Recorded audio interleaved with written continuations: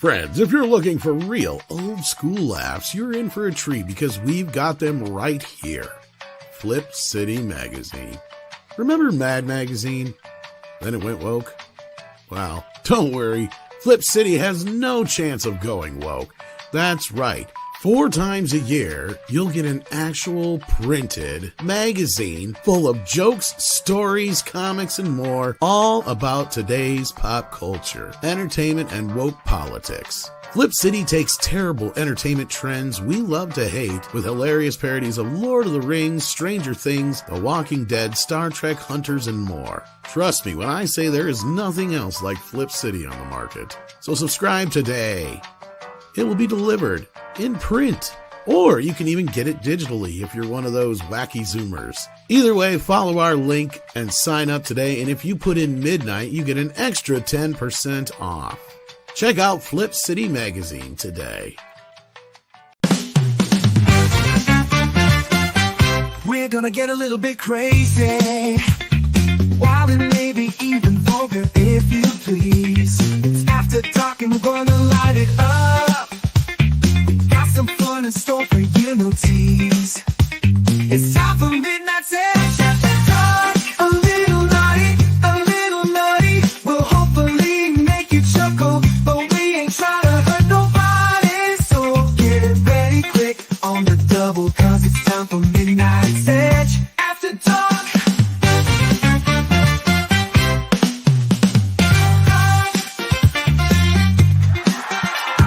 Oh, yeah! It's Taco Tuesday! That's right. Welcome to the program. Hope everybody's having a wonderful, wonderful, wonderful Tuesday. I gotta fix the spelling. Mattel only has one L. That was my fault. How's everybody doing out there tonight? Welcome to the program. Greetings. Hit that like button. Share out the stream. Let everybody know that we are live at 5 in some places, but 6 where I'm at, and it's, I think, 7 on the East Coast. Yep. I think it's 7 where you are, Script. That's right. And you're in Canada, so it's not a real place. It's just an imaginary place. Well, it's an imaginary place with at least a coherent, although puppet-like leader. Where the United States, you don't know who the heck's running your country right now, right? So I've had so many Canadian girlfriends growing up. That's right, you are, Price. Yes, but you have your wits about you. Fair enough. And stuffing. So how you boys doing? How you doing, Script? It's a busy week. I got lots of meetings, lots of interviews lined up.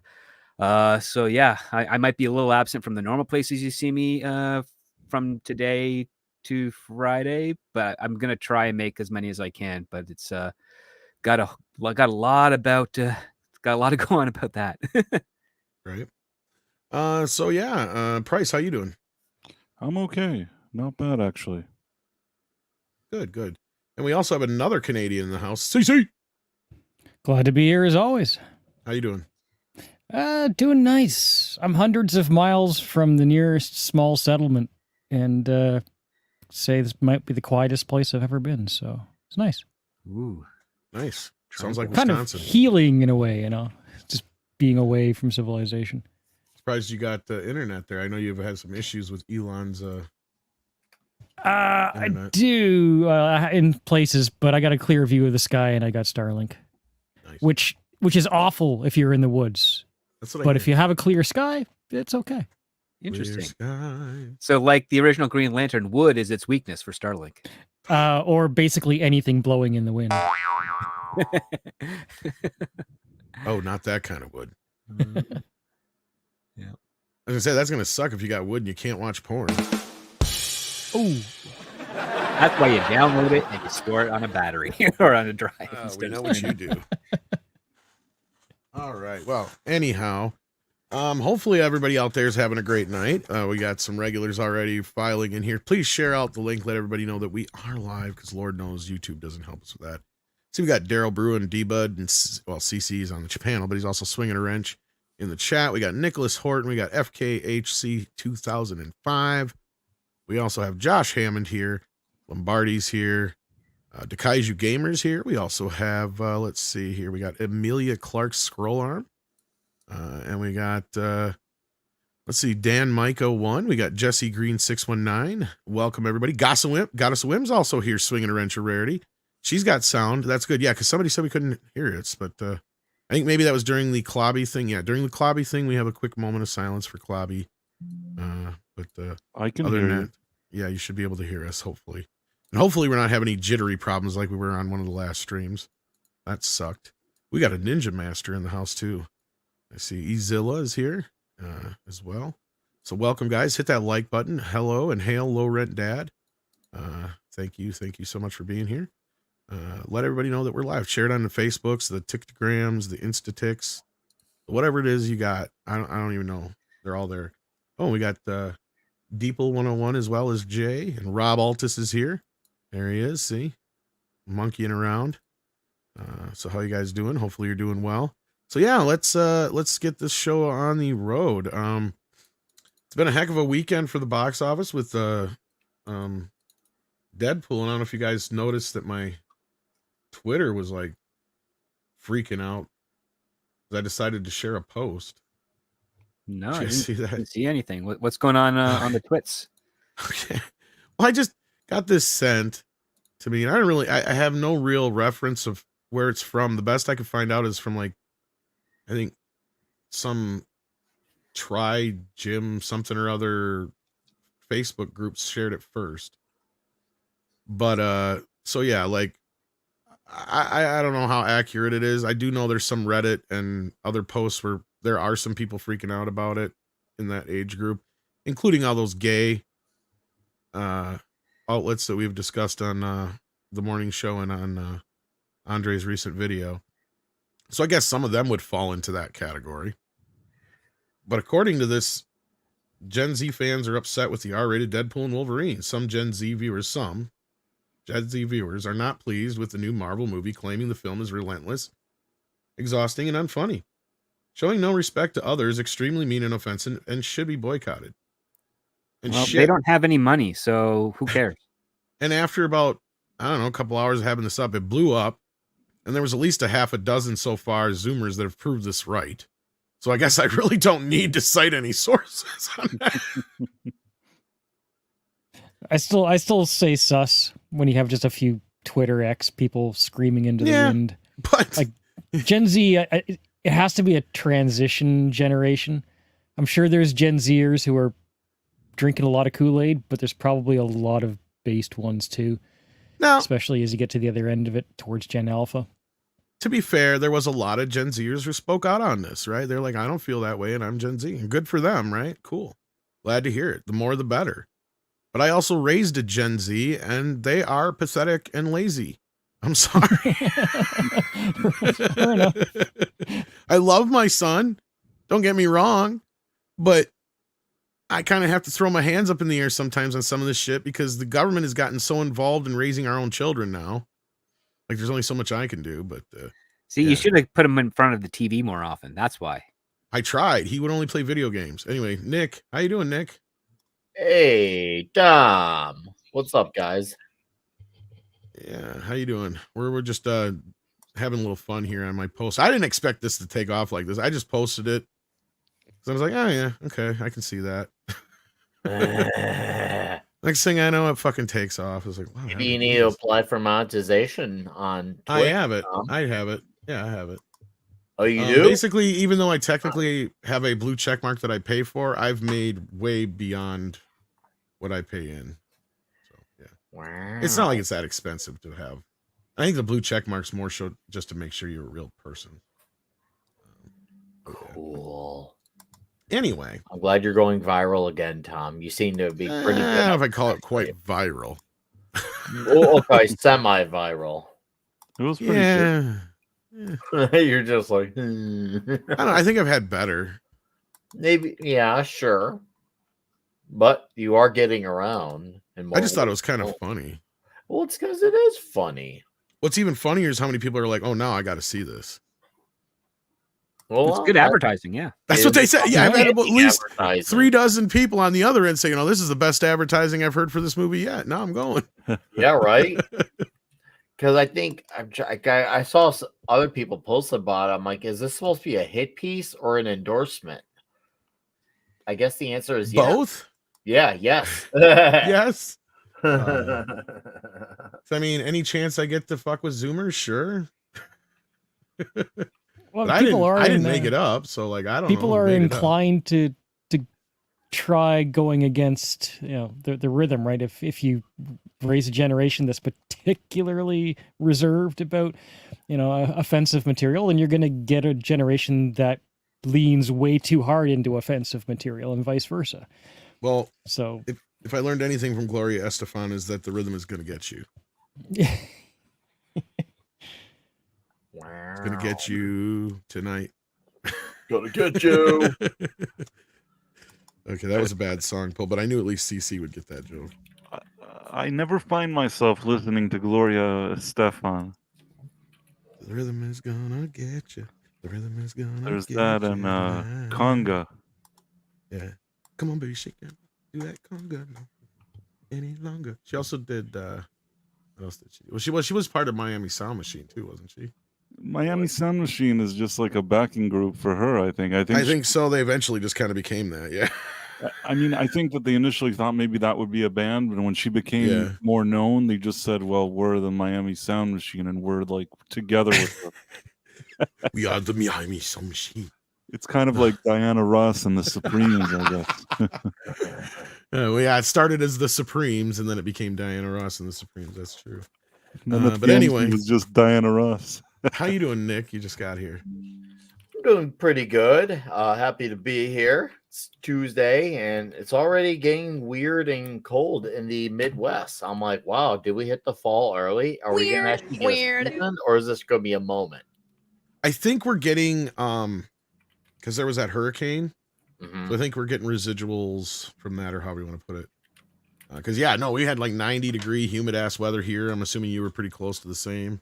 And then all of a sudden this rain come in last night and just humidity and the temp dropped. It's been in the 60s most of the day today, Fahrenheit for those who are in La La Land up in Canada. La La Land. Because they go by that Celsius crap. I prefer your measurements over ours. Always have. Ooh. Yeah, because when you say it's 90 degrees, it sounds fucking hot. Yeah, but when you say it's 0 degrees in Canada, we know it's cold. 30 degrees is zero. Cold. You're a wuss. 0 degrees is cold. 0 is ice in Canada. Well, that's 32 here. Yeah, that sounds like it's kind of warm. Not really. 1.8 Fahrenheit to every 1 Celsius. No, when it gets 0 here, that's some cold ass shit, and that happens. See, that's how cold it gets. I don't know it gets colder up there than here, but still, we're similar enough, man. You guys are wusses if you got to go by that. No, because you need another level for the cold. The minuses. I mean, if 0 is just 0, no temperature. Minus is colder than cold, and then plus is it's a little bit warm. That's it. Yeah, but when it's 90, you guys make it sound like it's not too bad. See, that's the problem. Well, our 90 would kill you. That's the thing. In Celsius. Yes, because it's hotter. Your 90 that's my point. 35 for us. That's nothing. It's like it's a pill. It's to make you feel better about being cold all the goddamn time. And when it is hot up there, it's like you guys can make it still sound like it's cold. It's like a virtue signal. It's like a victim fucking. No, it's a measurement that 99% of the world uses except for you. That's because it makes you sound like a fucking victim. Because yours makes you sound like a victim because you're embellishing. It's Fahrenheit. Fuck it. It's hot. It's gonna kill you if it gets over 100 degrees. It's easy to fucking understand. When it's 0 degrees, that's fucking cold. That's pucker your asshole cold. So I think we got it better. Minus 20s a lot, so that's really cold. I don't buy your assessment of this situation, but we need to move on. That's just because you're brainwashed into thinking that bigger numbers equals better temperature. No. Yeah, it does. Not even. Well, somebody who's been down south most of his life would know what heat is, Mikey. There you go. We don't let ourselves off light when it's cold. You're just really overcompensating cold. for the fact that you actually don't really get any temperatures in your country. Look, so we do everything bigger and better. It's just like this crap that's going on over in the UK. Like I've said, it's coming soon to the US. Only it's the sequel, which means it's going to be more fiery, more protestery, huge, more and a lot more diabolical. explosions. Yep. Yes. Yeah, it's gonna be one is Michael Mann. So And don't forget the plot twist. It was Earth all along. Too funny. Anyway, we got Nicholas Horton sending in a member chat for 33 months. I got something I'm gonna tell you since you're a member. I'm working on it.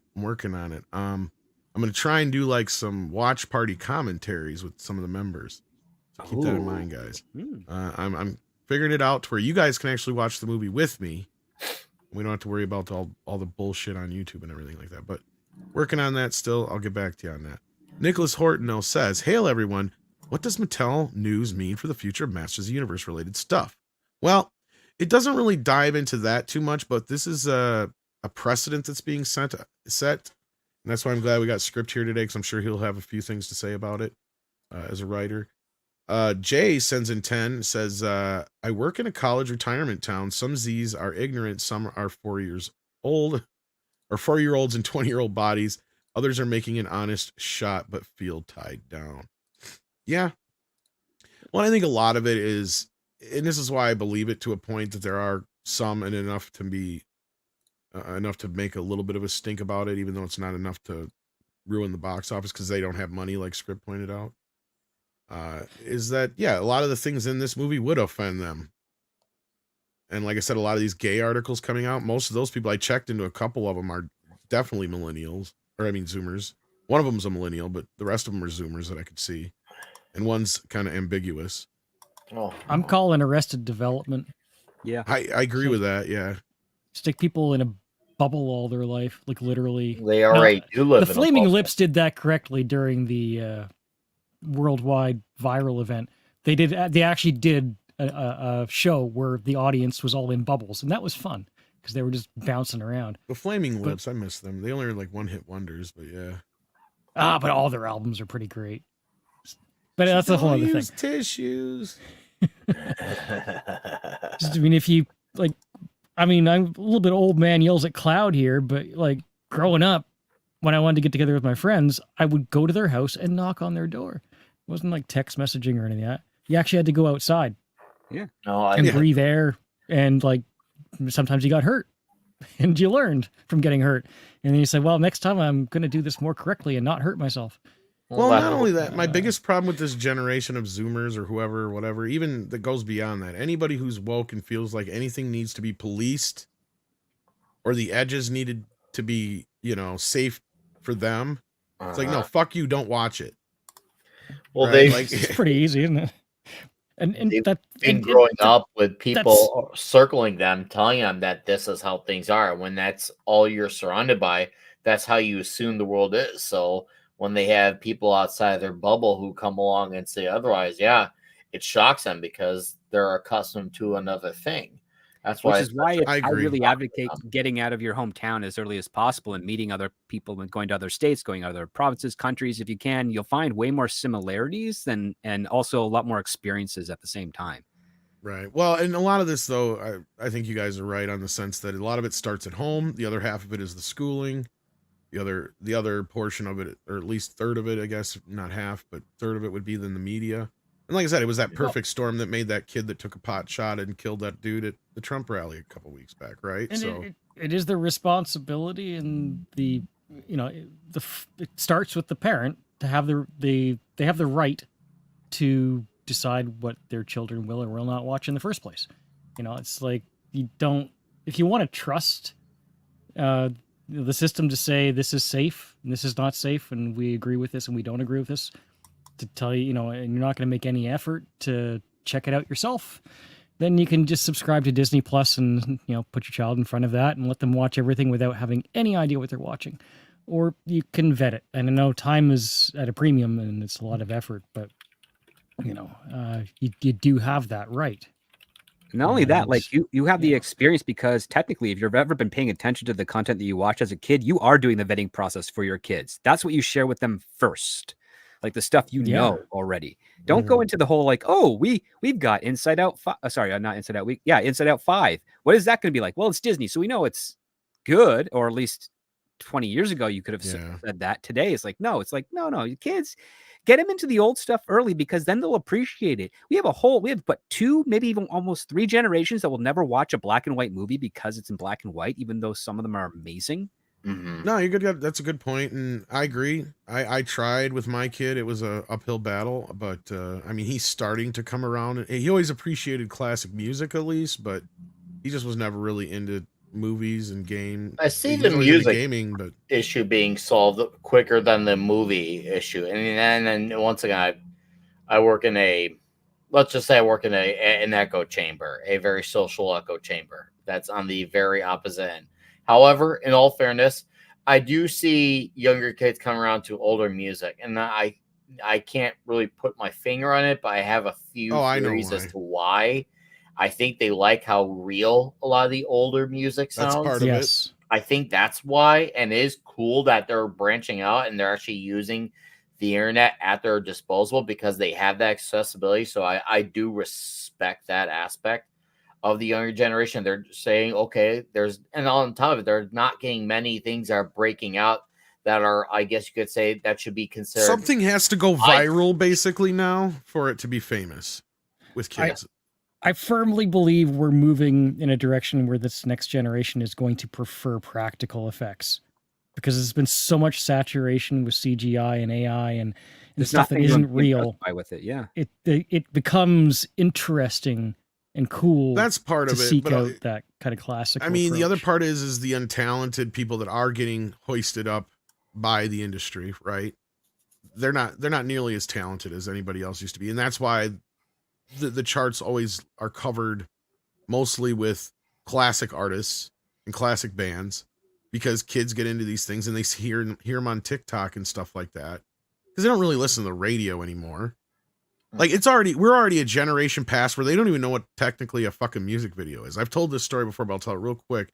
Then we need to get into the main topic here. But like when I was working at Movie Gallery, a mother and I were talking about, I think, MTV, and I don't remember what we were talking about it.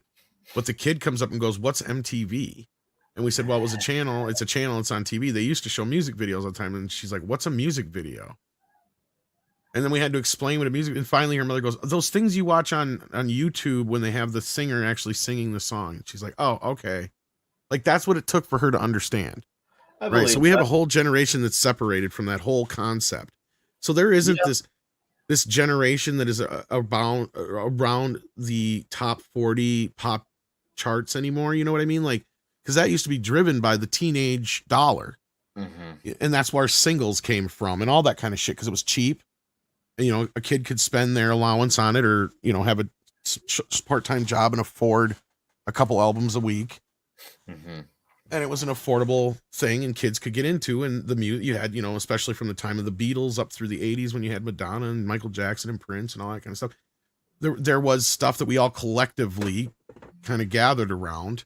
And those collective things we always gathered around are still the more popular than any of this newer shit.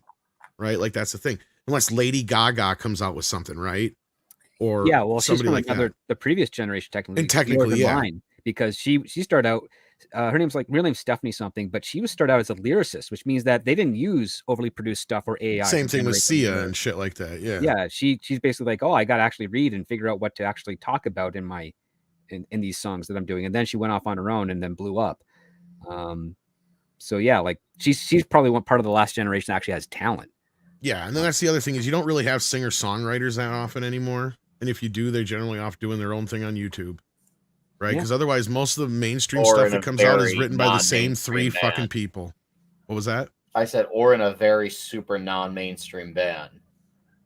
I mean, but I've also seen this as kind of a golden age for smaller bands because now they can come out, get a small enough, or not small enough, but a large enough following on like places like YouTube and other places to where they can put on concerts and make the kind of money for them to just survive. Because they don't have to worry about the record company hovering over them. Now, do they get the exposure? Already happened. That's what I'm saying. Yeah. Who were, let's just say that there's a few bands I could list off that some of them broke off in the late 80s, even early 90s, and they started getting a second wind of traction from a young generation because of YouTube.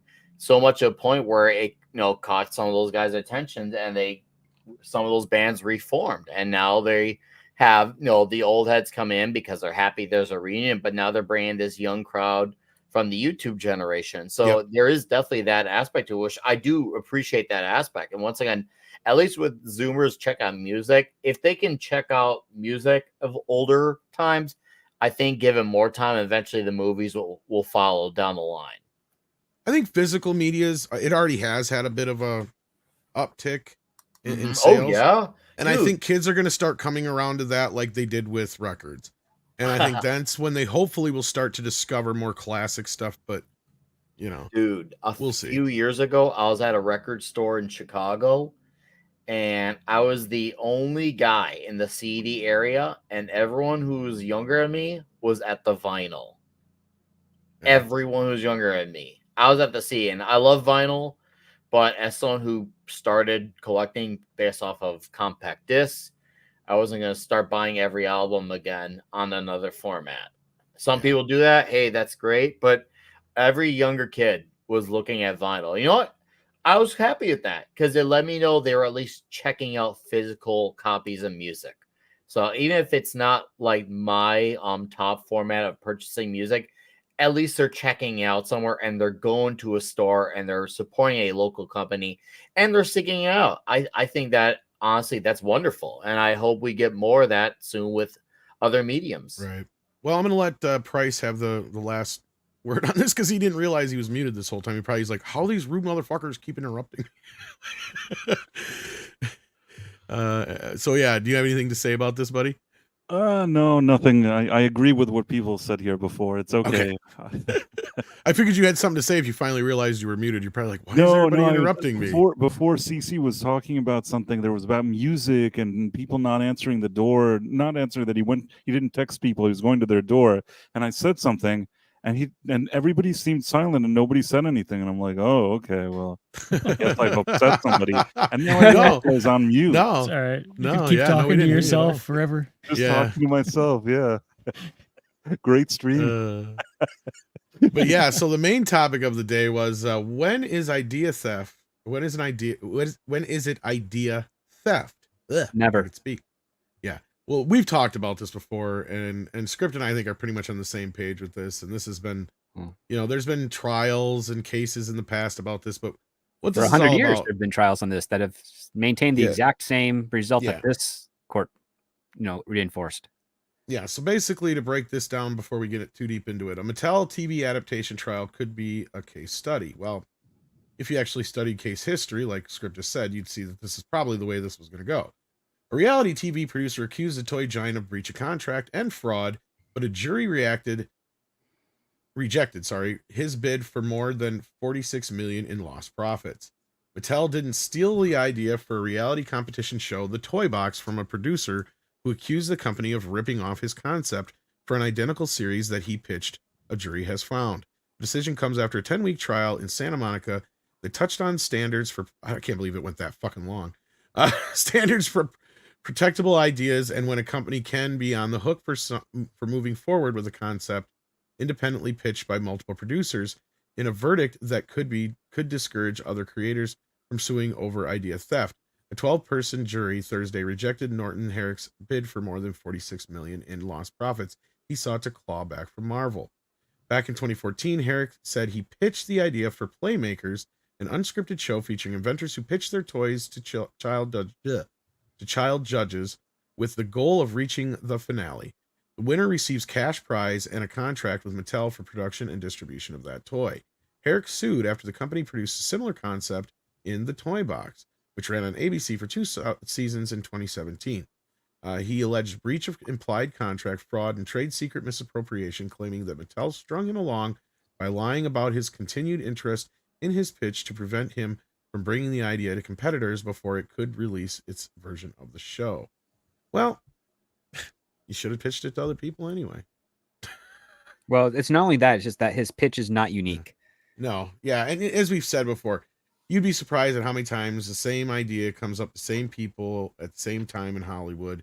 And it's just whoever gets there first, right? And we've seen multiple times where that happens, or even where people come up with competing versions of the same thing too. It's the same thing on the other end. So yeah, if if you were able to sue for this, then people would be able to sue for that, and that would just cause a big ass. The other part too is there's nothing tangible you can actually really Yeah. put to support it, because an idea is just an idea. Now, if you actually make it into something and you have it Right. physical representation of it, that is something that you can actually sue for. But I will put it to you this way: there's no better way to figure out how unoriginal the majority of society is than looking in the comment section of a social media post or YouTube video. Because you'll have tons of people that will say, you have let's say you have a regular at Midnight's Edge video on the idiocy that Disney's been doing recently. You will probably get 1,000 comments of F Disney or F Disney Plus. Not really original, not really useful, not really clever, but might be your opinion, but you're not really doing anything to stand out among the rest of the crowd. And the whole idea with regards to entertainment, ideas, whether it's books, film, television, what have you, is you have to stand out from the norm. And this guy here, he was of the delusion that he was standing out from the norm when he's pitching this in 2012, 2015. And it's like 10 years after the Shark Tank and all these other presentations to a panel for a job. Or if anything, it's more of a ripoff of that and Big. Yeah, sorry. Like it's just not. It's not original. It's not unique. There's nothing of it that's specific enough that says only this guy could have developed it, or this guy was the best person to do it. And when you read this article, you find out the only reason Mattel was actually talking to this guy is because one of his co-producing partners was working on Shark Tank. And when that partner left, they killed the deal, because that was the only reason they wanted would entertain, is because they already had a guy who's done it already in another medium, in another part of the industry. So yeah, you already killed your own case by basically saying, yeah, that Shark Tank idea? Imagine we did it for toys. Great. Yeah. Sorry. Other people mix it with Big, basically. Like I said, yeah, just it's the concept of Big, but mix it with the Shark Tank. Boom, it's a show. Yeah, it's nothing that a standard producer couldn't pull out of their ass. Hell, I'm surprised, being that ABC ran it and Disney, if they owned Fox at the time. Well, it was 2017. I don't think they owned Fox yet. Disney is still owning it. Yeah, I was gonna say, if it was at that time, hell, I would have pitched it as, you could even pitch it as Big the reality show, right? You get to be the toy maker yourself. Those big kids out there, now's your chance, right? Like. Yeah, but it doesn't matter, because like I said, at the end of this thing, it flopped any fucking how. Like I was reading through it, I'm like, 2 seasons. Well, that was a flop, and then at the bottom of the thing, even the producer said it was a big flop. Big flop. And how many people actually heard of this show? Because I didn't. First I heard about it. But this goes along with how many cases we've discussed in the past, and like you said, 100 years worth of this stuff now. Exactly, yes, because the only way you can prove theft is if you have a chain of custody when it comes to your ideas, what you've developed, what you put on paper, and records of the discussion with the people. This guy here, he has the records of discussion, everything, but the fact of the matter is that there's no way for him to prove that his idea was only generated from him and that it could have been applied from other people, because he's literally pitching it as a comp of the Shark Tank with toys. You've already got an established idea that's well known that anyone else could have at least made those connections to. And guess what? In Hollywood, they're all drawing from the same pool of information, like stuff in the trays, newspaper, news, all those types of things, normal social media, what's trending. And they're all trying to develop stuff on what's hot at the time. Like there's that Hawk Tua girl right now. Right. There's already people trying to make movie deals with her and get her into movies and stuff. It's not original and it's not useful. And she's going to be forgotten before the end of this month. I guarantee it. But she's already kind of yesterday's news. Yeah, exactly. But that is basically what it's going. That is the way the industry works. They all draw from the same pool. The way that you stand out is that you don't look at ideas from the same places that everybody else is. You broaden your opinion. Going back to what we talked about earlier with the kids, it's like, get out of your bubble. Go to other towns. Go to other countries. See what the culture's like there. See what things are different. And then bring that information back and share it with your friends and family, because that enriches you. That allows you to not be so easily offended by Deadpool and Wolverine. That makes you able to have thick skin and resilience. And also curiosity was really useful skill that we don't really have much in the preceding generations. I'd like to get everybody else in on the conversation too, but as Robert Meyer Burnett says, you only get what you negotiate, right? You don't get what you're worth. So yes, get it in fucking writing. Until you get a contract, there's nothing set in stone. And especially something like this, it's not that unique of an idea.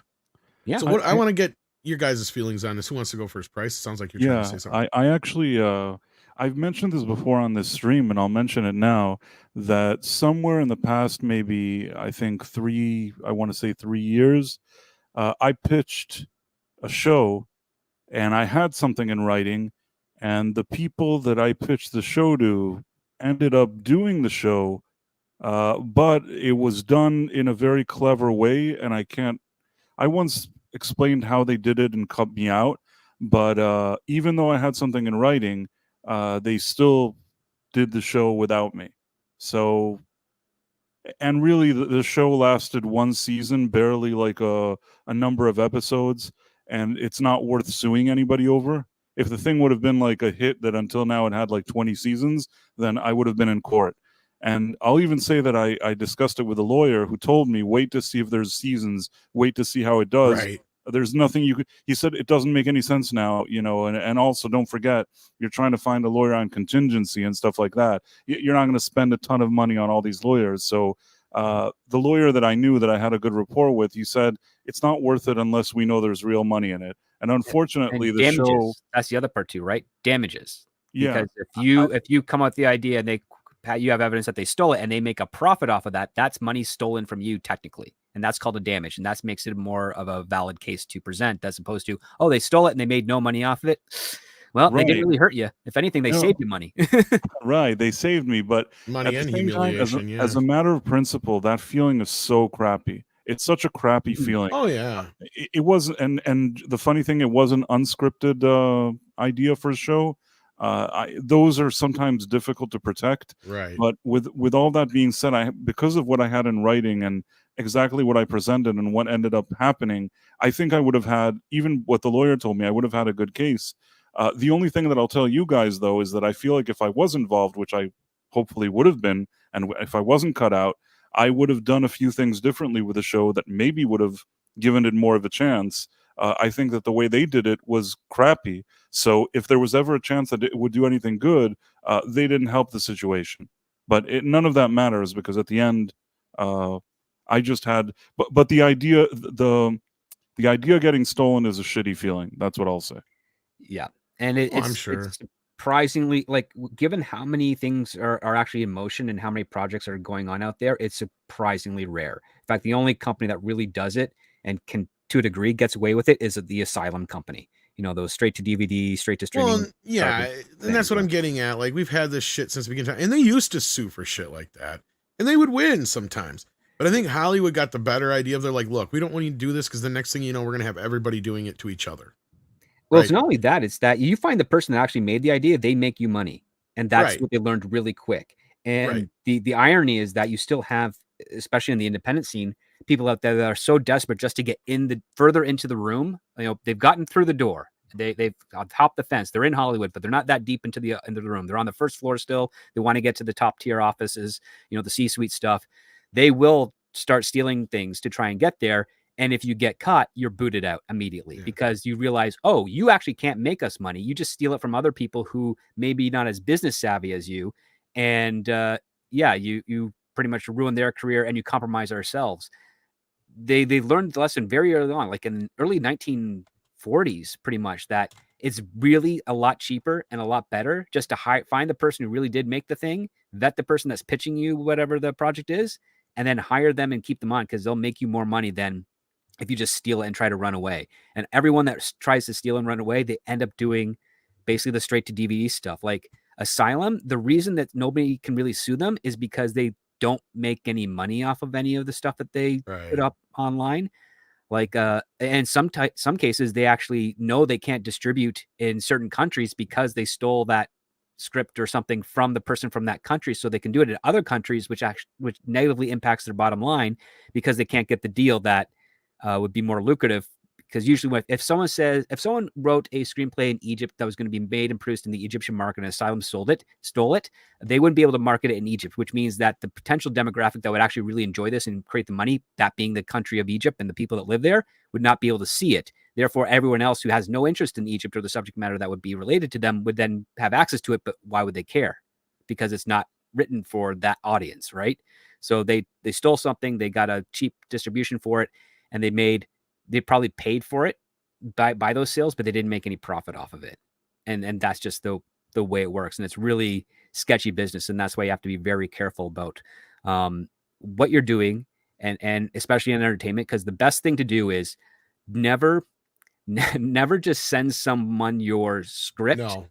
get them to ask for it, ideally in writing, or at least have a recorded phone conversation of them Well, saying, yes, send it to me.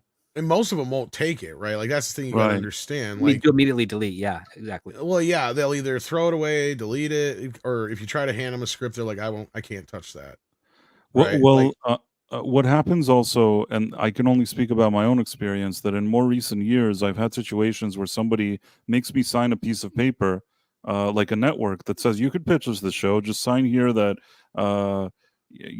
basically it's like a waiver. I'm not going to sue them for anything. They want that in advance, and then you're pitching an idea that they could steal from you. They could sit and Yeah. be like, "Hey, that's the exact idea that I just came up with this morning." And Yeah. you walk into these meetings sometimes, especially with the unscripted ones. I was in situations that I walked in with people that I thought that we still had enough maybe clout or something that wouldn't happen. But in some cases, I have been able to even get something in writing, and even then, it didn't help me. So it's a tough business. It is, and I mean it's a little easier if you're not talking like you said, like it's a little ambiguous to try and sue somebody over an idea for a fucking reality show. Yeah. That's It a is. problem because they're all kind of based in the same area. Like almost anybody could argue, well, it's just basically Survivor, or it's just basically Shark Tank, or it's just basically American Idol, or it's just basically whatever celebrity fucking insert Well, to your be honest, the one that I came up with was not on TV. There was nothing like it ever. And that's why I think that it was interesting.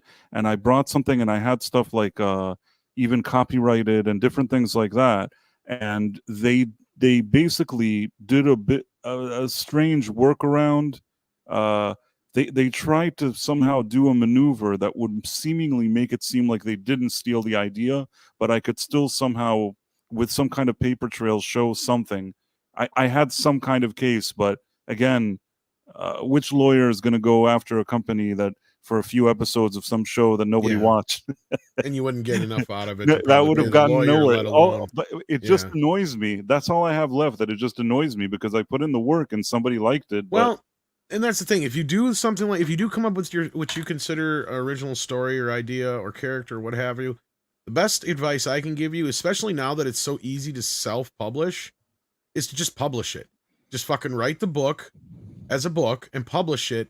Then that way, as you are pitching it to people, nobody can really, because that creates a little bit of different situation and scenario. Because now it's already out there in the public. It is your IP. Then you can bank on it that way. And then you have like a proof of sales too. Like you can say, look, it's already got this. And that'll probably go better for you than anything else. Yeah. Because like this reminds me of the Coming to America case too a little bit. It's not the same thing, but it's similar in a sense that, look, Coming to America was such a, somebody claimed they had the same idea and they pitched it to Eddie Murphy. And it doesn't really matter that they did. The fact that Coming to America is basically a twist on Cinderella story or a old fairy tale kind of story gives it enough ambiguousness that that's something that anybody could have come up with. And that's what the court has to take into consideration. And when you're doing a lot of these shows, and that's where you probably got screwed too, Price, is when you sign over that paper, all they got to do is produce a producer that says, oh yeah, I pitched them that idea 6 weeks ago and he's already attached to it. So it doesn't fucking matter. In this one instance, it was a different. This is why I felt comfortable pitching to these people, because I had something more in writing that protects me than all the other situations where I have to pitch and I have no guarantee. In this case, I did have something. So they saw the guarantee and then worked around it, which to sign a contract and then have people just kind of find a way to screw you is really annoying. I mean, that's why you got to Yeah. be very, very, very diligent when it comes to the contracts you read. Like one of the things that I do whenever I'm writing stuff, I always look for like the third party, like there's a lot of free production contests and things of that nature. You can also register your script or your idea, or not your idea, but you can register your script or manuscript with a lot of companies, even with the federal government as well. That helps a lot. Also, I did all the stuff that I needed Exactly. to do. And it's just a matter if it's worth the lawsuit or not, and it's not. Exactly. The question is like, again, it only comes down to damages because that's what lawsuits are predicated on. Right. It's like, oh, they stole something from you. Did they damage you by doing it? Well, they lost money. Did they damage you by it? No. You still own the idea technically. Yeah. So you can try and make money off that again. There's nothing stopping you from there because they didn't make any money. They didn't try to do registration. They didn't try to do a legal battle to squeeze you out of it based on their execution of the concept.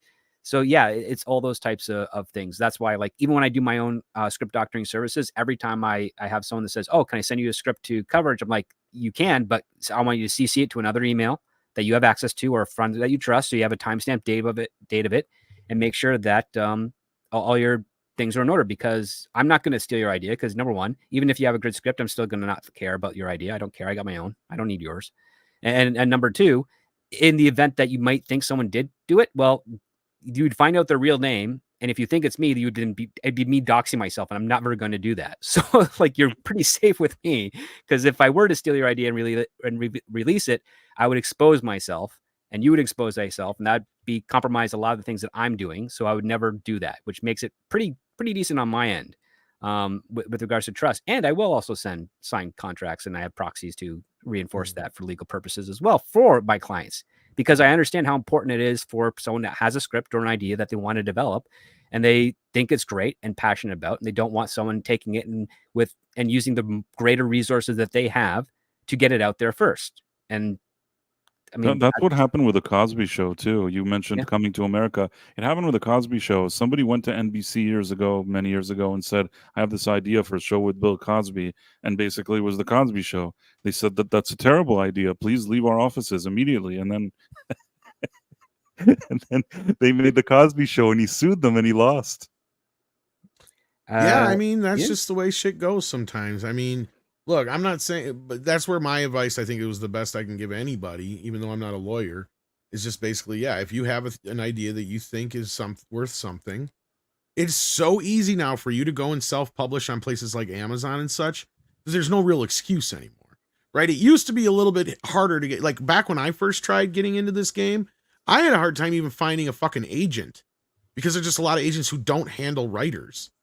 Right? Agents are a pain in the ass. I deal Yeah, with them all see, the time. yeah. So like, I had problems just trying to get myself feet in the door, and that was in the early days of the internet and stuff. So it was really difficult, and you don't want to be sending shit over the internet and all that kind of business. And nobody would take anything unsolicited. You basically had to have an agent who would present shit to people, and it was, I know Script knows how it goes, but I'm just trying to explain it for everybody what I went through. And like at that time, it was basically I had to be freelance because there was no way of doing it any other way. But it is what it is. Now you can fucking just go out there and self-publish through Amazon and other places. And especially now with, with the way things are on YouTube, and I have a bit of an audience, I'd probably actually be able to create something. And I would imagine you guys, if you're interested in it, would check it out. And that then creates my IP. And then I can actually present an IP to somebody. Then it's a little harder for them to steal it. Right? Like it's going to be difficult. The problem is that, we're so busy with the grind of what it is that we do, as whatever it is that you want to call us, that doing actual real productions of a TV show and then putting it on YouTube, it's not that easy. I'm not saying that it's impossible. No, it's not. And we have I don't more want to tools than we've discourage ever people. had. And I don't want to Plus, I'm a discourage puppet. people, but yeah, you're a puppet. But no, like at the same time, it's like, I guarantee you just about anything you've thought about, somebody else has already thought of. Yep. Right. Like, and that's why anytime I come up with an idea, the first thing I do is start Googling it just to see if somebody else has done it already. But on that note, I wanted to bring CC into this conversation because he's been quiet too. I know Nick had to step away, so when he gets back, but go ahead. But I also want to talk to you about the music side of this too when you're done with your. Yeah, I mean, you were just talking about effort, and that matters a lot to me. You might think it's crazy, but there's drama in the karaoke community. There's drama in every community if you look hard enough. But in the karaoke community, it's like if a brand does a song, which wasn't theirs to begin with, right? They're doing a karaoke video of a song that the band originally made and wrote and all that. So they make a karaoke video of it. And then if another brand does that same song, there's drama because, well, I already did that song. You can't do that song. I was like, dude, you don't own the song. I don't own the song. But do it well, right? Because, I mean, all right, I don't really get into that weeds. I don't really care how many brands do whatever number of songs. You do whatever songs you want, right? Because you're building your brand. And that's the thing, right? At the end of the day, whatever you're producing, you're building a brand, and you are bringing in people who want to participate in and, give their time and attention to that brand. So just make it the best that you can, right? make it quality, make it worthwhile, because that's, at least for me, that is a certainly a source of self-worth. I mean, it's how much you put into it. So there is a rival brand that has 12 million subscribers, and they recently got into this band, making karaoke videos of this band that I had been doing very, very well with. Now, this particular brand, in my opinion, is one of the worst karaoke brands of all time. They may have 12 million subs. They can't even bother to hire real musicians to make these tracks. They can never be bothered to put in backing vocals. They literally just take the MIDI tabs and throw them into some cheap synthesizer program and dole it out for the least possible amount of cost of production possible, so they can maximize their profits. And it frustrates me a little bit, but it's still their right.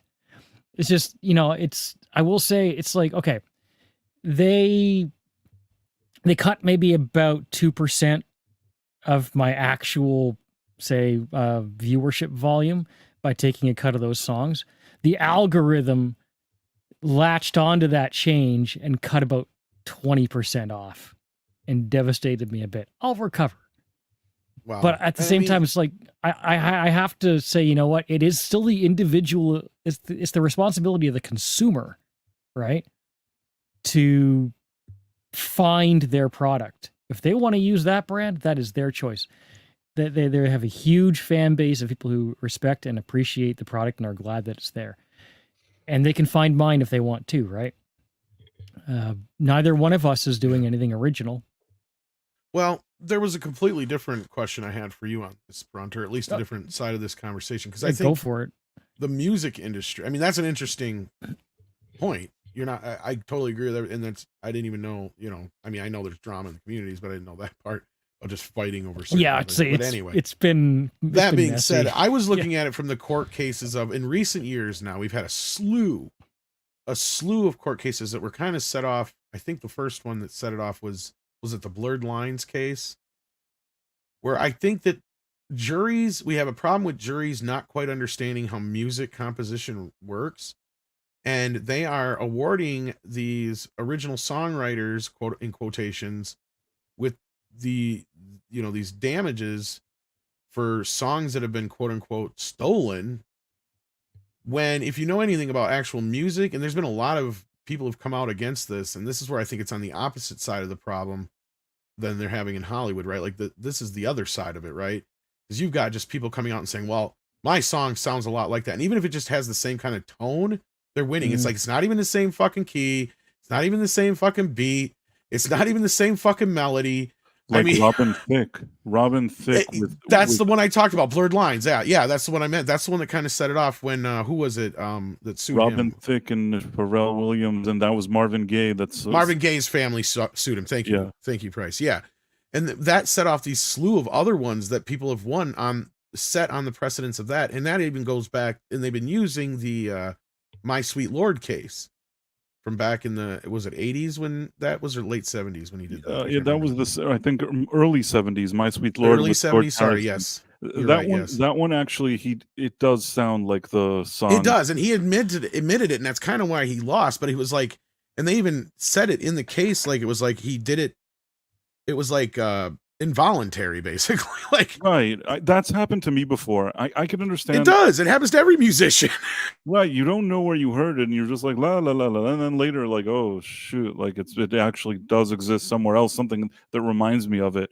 Well, I love you guys ever seen my favorite example is this. Have you ever seen the movie Born in East LA with Cheech Marin? Everybody here seen it or not? Okay, well, anyway, there's a scene in it where he's trying to teach these guys how to sing Twist and Shout. So he's playing it and he's like, shake it up, baby, now, shake it up, baby. You do that part, he's trying to teach them the backups. And he keeps playing it, and then all of a sudden they start singing ba ba bum ba. He's like, no, it's not La Bamba.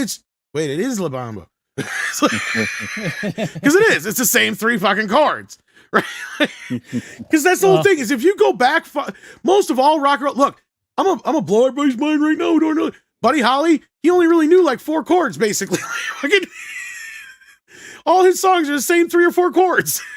I remember a radio DJ back in Toronto when I was growing up made the comment that you could put every Nickelback song on top of each other in a mixing program, and Right. you realize that they're all Or the exactly funniest one is when CCR, when they sued the guy who ended up owning the music of CCR's catalog, sued God, I just forgot his damn name. The lead singer and songwriter of CCR. Anyway, he sued him for sounding too much like himself. he's got a reputation. Yeah, it was a fucking stupid ass case.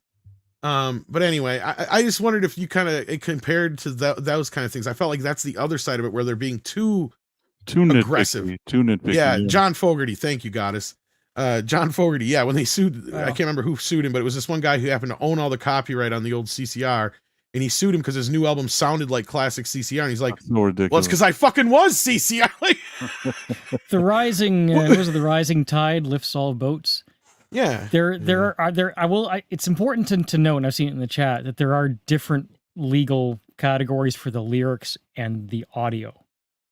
yes. Lyrics is much worse. Like lyrics, you can only get away with, I think, 3 or 4 lines that are similar, and then after that, you're fucked. And it's much easier to define words, right? And in the sense that if you have the same words Right. back to back to back, I mean, it's plagiarism, right? Notes are much, much harder because there's a very finite number of notes. And it's like a C chord is always going to be a C chord. And there's a finite number of beats per minute. And yes, you can absolutely copy something, but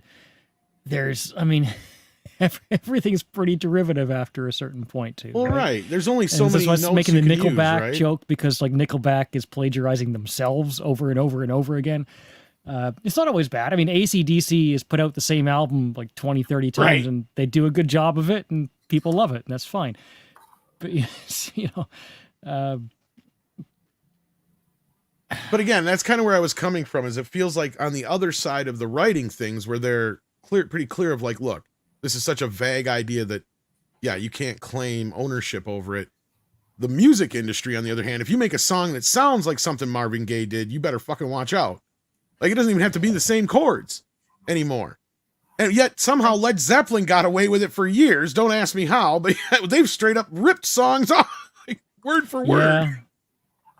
yeah, it depends a lot on ownership too. But I mean, that the industry is changing, right? I mean, it's like I said, and I love physical media, right? But we used to be in the age of physical media. That's why you saw this whole Napster thing at the end of the 90s, and Metallica, certainly front and center of that. They wouldn't do that today, right? Because, I mean, at this point, I know a brand that you and I, Tom, both enjoy called Acoustic Lounge. They almost got banned from YouTube because they did a couple of Eagles covers. Cover songs, which are supposed to be protected when you reinterpret a song, when you make it your own. Like, he did an acoustic guitar cover of the song, and he should be protected by that. He still almost got banned for it because the Eagles are one of the worst bands in the world at absolutely cracking down on anybody and everything, right? But this it's not limited to music. I mean, you think about like just viral marketing in general. TikTok videos, when you surf X, Twitter, and you see, a good meme or a video that gets shared, it's, exposure and building of your brand and your concept does depend on people sharing it out and discussing it, for the ability for people to proliferate that. And if you cut all of that out and completely clamp down on spending all these legal fees on saying this idea, anybody who comes close to this idea has to be prosecuted, especially nowadays, you're just cutting yourself off at the knees, because if nobody can discover you, right? Like, people don't go to the record shop anymore. I wish they did. That's how people used to, they used to listen to the radio to discover a band, or go to the record store. Radio, yeah. MTV, whatever it is, for films too. It's, now it is based on social media. It's based on word of mouth. That's why we see these movies that get a bad reputation out of the gate for messaging collapse. And then movies that maybe don't, like Inside Out 2, do really, really well. This just word of mouth is driving so much in that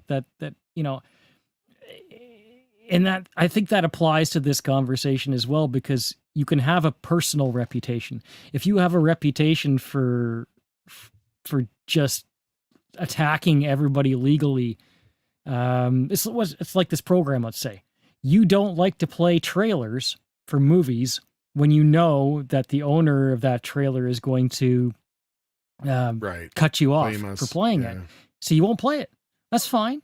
But it means that the movie won't get good or bad reputation. And maybe we won't like it and we'll say it's bad, but we might like it too. It doesn't matter which. They'll still get cut off. And now sometimes I know they're a little picky about that and they only cut off the bad reviews. I get that. But the concept is still there, right? If you cut off that marketing, Right. you're dead in the water.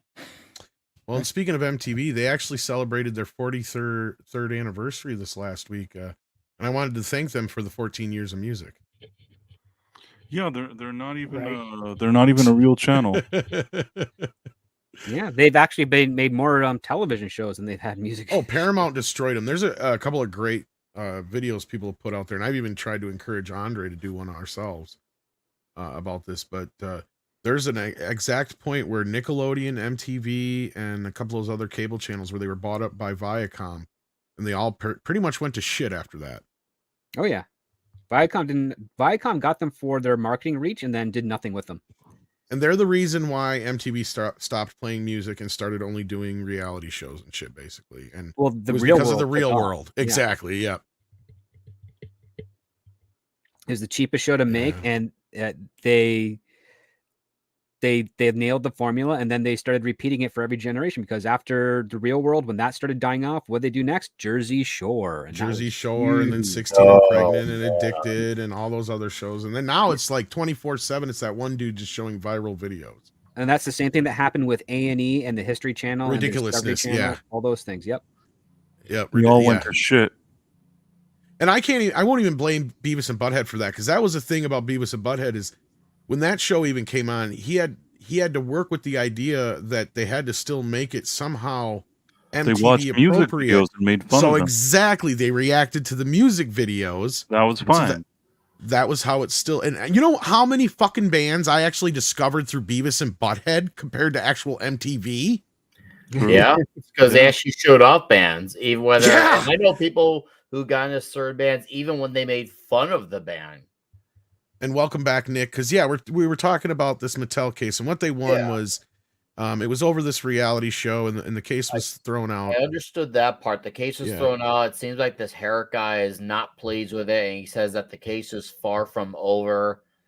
I mean, it seems he said that the vote towards his case was not unanimous. No, it was majority jury against him. He can strive for an appeal, but he's not going to win. It doesn't go on for years. From what I got by it, doesn't sound like he has a chance of winning anything. This sounds pretty, from what I got of it, it sounded pretty conclusive to me. Well, it just goes back to the core principle. You cannot copyright an idea. You can only copyright its execution. And since they never made anything with him attached to it, and he didn't make anything that he sold to them for it, he has no grounds to sue.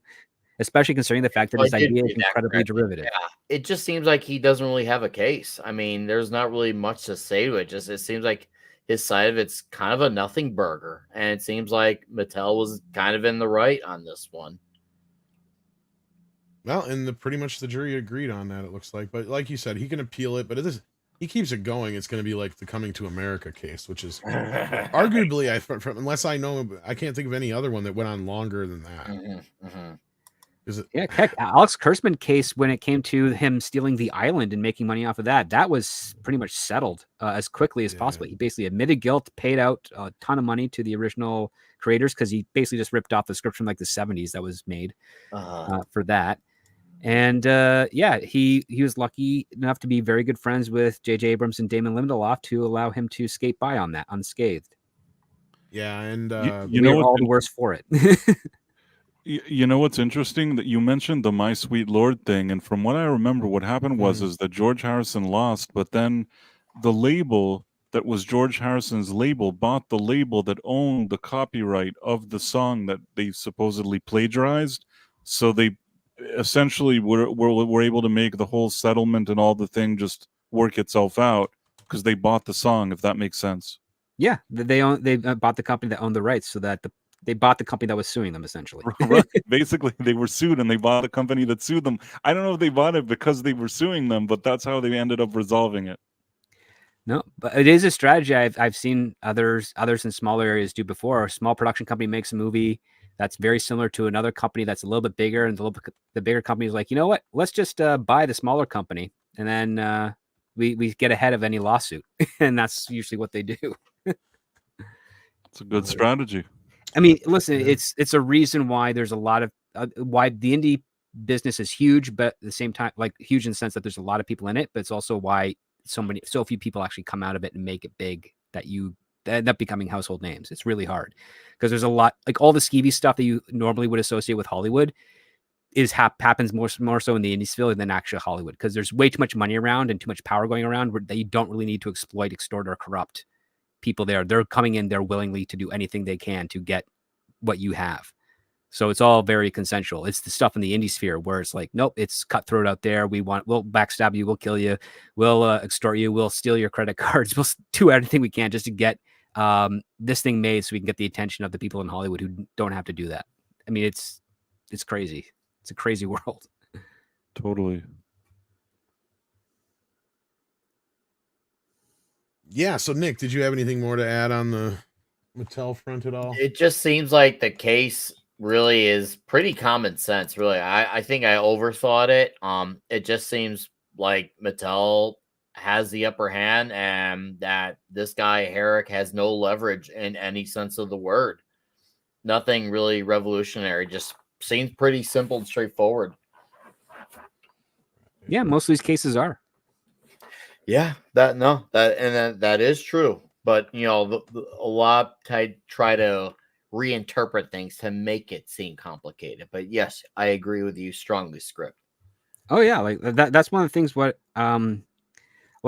Here's another great trick that you can do in the entertainment industry is make deals, or at least talk to potential directors and celebrities that you'd want involved in your project, and then create that chain of custody that they have it, so that if someone does try to take it, you can be like, hey man, this guy is trying to sell it somewhere else and he's costing you a job and me a job. And then that's where you get your talent. Everybody that you shared that script with or that project with comes together to form basically a numbers game. Because unfortunately with the law, it's not necessarily what you can prove. It's basically how many people are going to be on your side that will back your story up versus the other person's, especially a little bit of that. And also how much can you pay your way to getting out at times too, in certain regards too.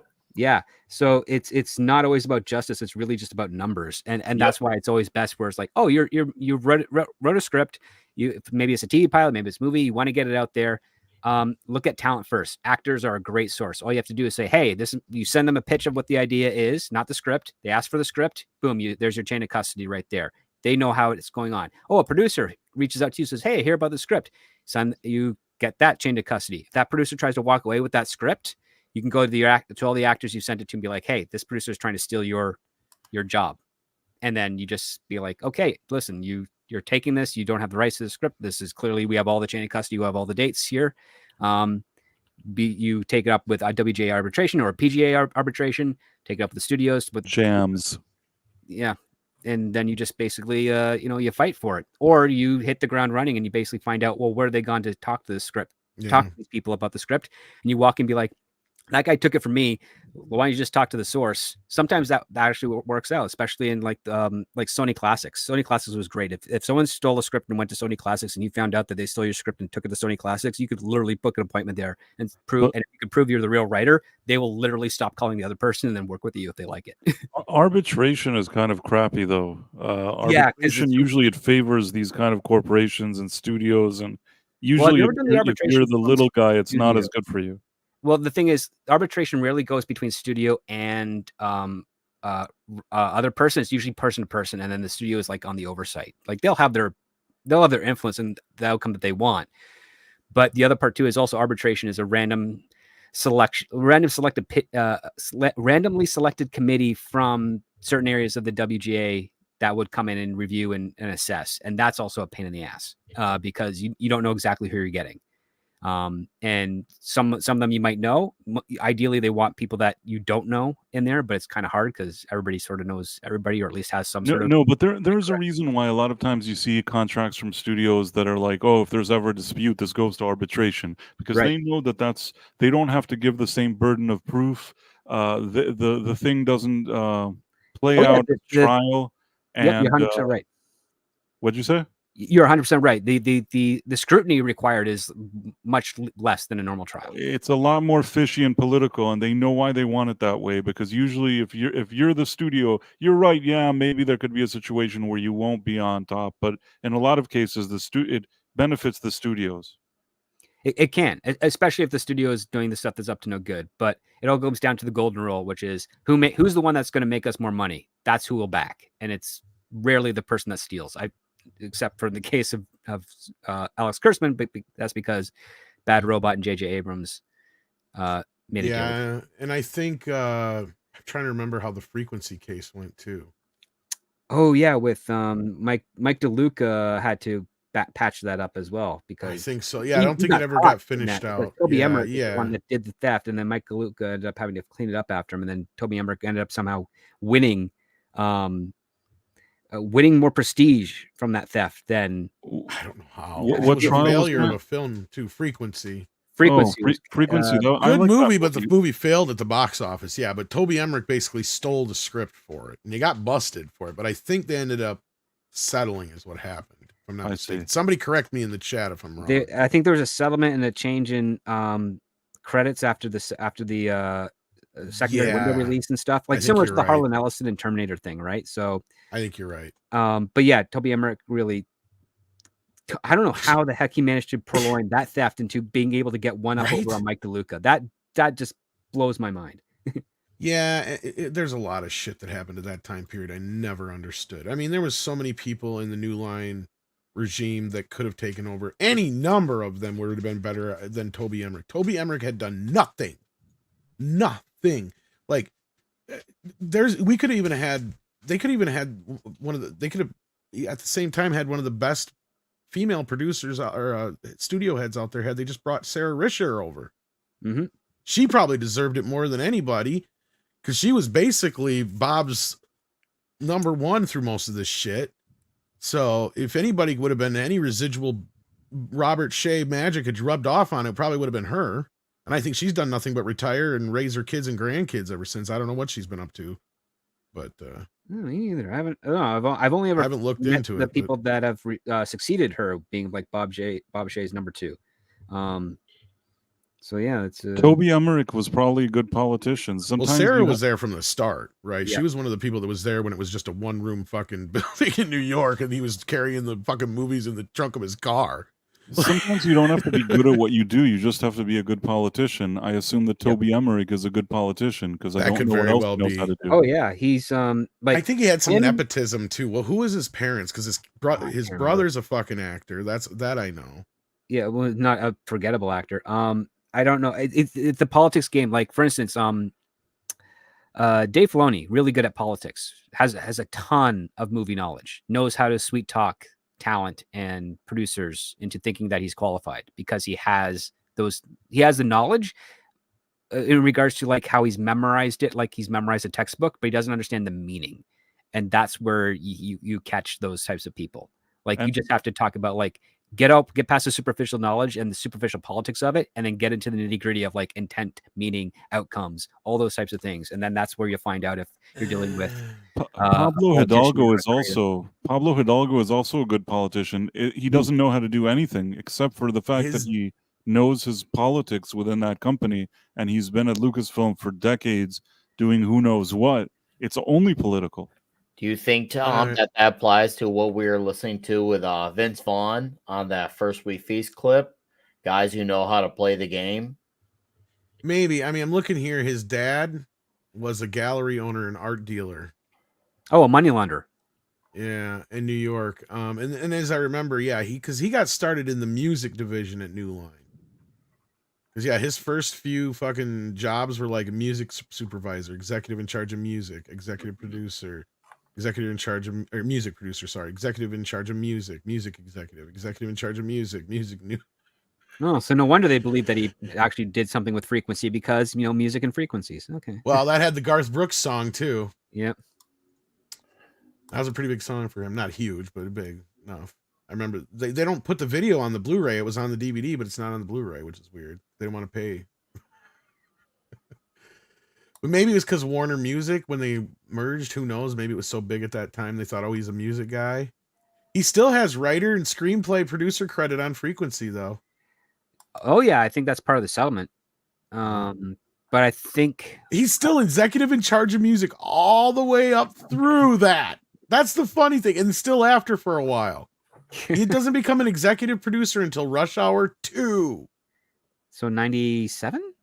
Yeah, I mean, he was technically a producer on Frequency, but then he went back to music for The Cell in 15 Minutes, which probably came out around the same time. That's why.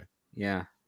And then his actual thing, the first thing that he produced that he probably had nothing to do with, which is just an actual producer gig, was Rush Hour 2, All About the Benjamins, Blade 2, Austin Powers Goldmember. So basically, did most of Austin Powers Goldmember. 4 out of 5 of those movies were pretty big sequel hits. Yeah. And then Friday After Next, which did but then Final Destination 2, right? Like, I mean, yeah, so all he did was like bank on these sequels basically for the first couple of years of his career. That's why. Anyway, then he did some other stuff like Dumb and Dumber. But that tells me quite a bit, which it means that he could not get into a room for a new IP. I mean, there was a couple in there, like All About the Benjamins and stuff, but they didn't do that well. That's why I didn't really, like I said, 4 out of those 5 that I mentioned, which were all sequels. But it's like, you yeah, can even include Friday After beginning. Next, but yeah, that was like the least of them. Sorry, what were you saying? I was just saying, like, again, the hallmark of a good producer is how many new IPs they can bring to the fold, either at book adaptations or conversions from TV to film, not sequels, right? At least, especially during the turn of the century. And this is the house that Freddie built. Yeah. I mean, this is New Line. Like, I admire them because they weren't copying what everybody else was doing. They were doing their own thing. They were doing what Canon was trying to do, only doing it right. Mm-hmm. And that was one of my favorite stories getting to talk to Robert about, was when he told us about Lord of the Rings. And you guys can see it in the interview. But the short version is basically he pre-sold all 3 movies overseas. And the whole studio was panicking. They were panicking. They're like, you're going to bankrupt New Line. You're going to cost Warner a shit ton of money. What are you doing? And he's like, what are you talking about? We're fine. We're fine. And he said flat out, he's like, basically the first movie could have come out and flopped. And we still would have made money on selling the videos of the sequels and straight to television and video on the sequels and all that shit. It would have been fine. Yeah, it could have been a complete disaster in the box office and we still would have been okay. Yeah, because Bob Shaye was doing what the bigger studios were doing at the same time, just pre-selling their movies to other markets to make up for their production costs or to put up as collateral for additional funds to produce. Bob Shaye did the smarter thing by basically saying, no, we're going to pre-sell this to pay for the movie without any credit needed. And the credits that they did get, they just used to help build Weta. And they got a big, sweet-ass deal with Warner Brothers as a result after that. So it paid off in multiple folds.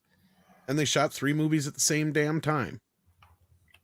And it still didn't cost them all that much, if you think about it. Sure, it was an expensive endeavor at the time. But that's funny if you think about it and you go back. They spent less on all 3 of the Lord of the Rings films shooting them at the same time than they do one Marvel production. Yeah, I mean, granted, the U.S. dollar was worth a lot more back then. True. But still, it's still, even with inflation on top of that, you're still. I think it was 100. What was it? 150 million. They shot all 3 of them. Yeah. And here's the other part too. How many variations of that trilogy have been released since then because of a ton? So they've scaled the movie beyond the normal scaling process of just restamping it and just distributing it on physical. It's like, well, we have the theatrical versions, we got the extended editions, we got the additional extended editions, and there's still more footage out there. Oh, I'm almost positive that the reason Robert Shaye got pretty much squeezed out of New Line was because of the success of that film. Because that movie basically put New Line on the level of actual player in Hollywood now. And there's so many politics that went into that. I mean, even Peter Jackson had to sue Warner Brothers later on to get his profits. just so they could get the Hobbit taken care of finally. Wow. There's so much shit that goes into it. Like, yeah, there's a great documentary to be made about all the ins and outs of behind the scenes that never got put out there through Peter Jackson stuff, because he'll never let you put that out there. Like, he won't put it out there anyway, I'm saying. But there's a story there. There's a lot that went, like, because basically, and this is my other favorite part of the story that you won't usually hear anywhere else, is Bob Shafe said flat out that him making it 3 movies was half because he loved Lord of the Rings and he knew it was 3 books. Why not make 3 movies? The other reason was fuck Harvey Weinstein. Yeah.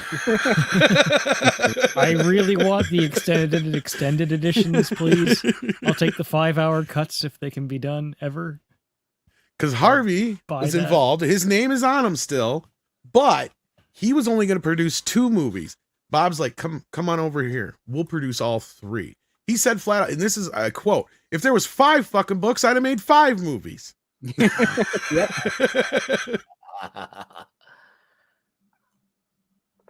And that goes back, and I don't remember if this is in the actual interview, but it's been long enough now. I don't think he'll care.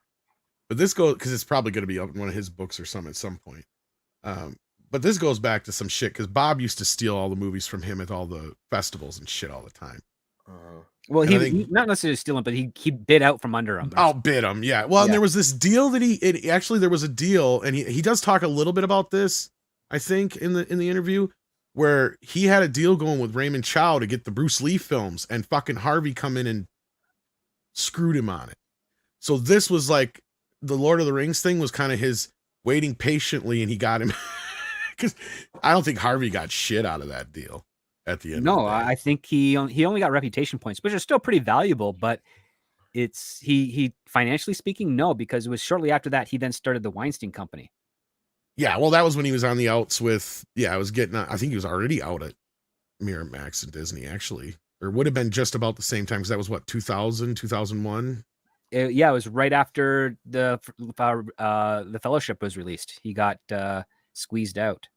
And that's probably why he got squeezed out more so. I'll tell you that, guys, right now.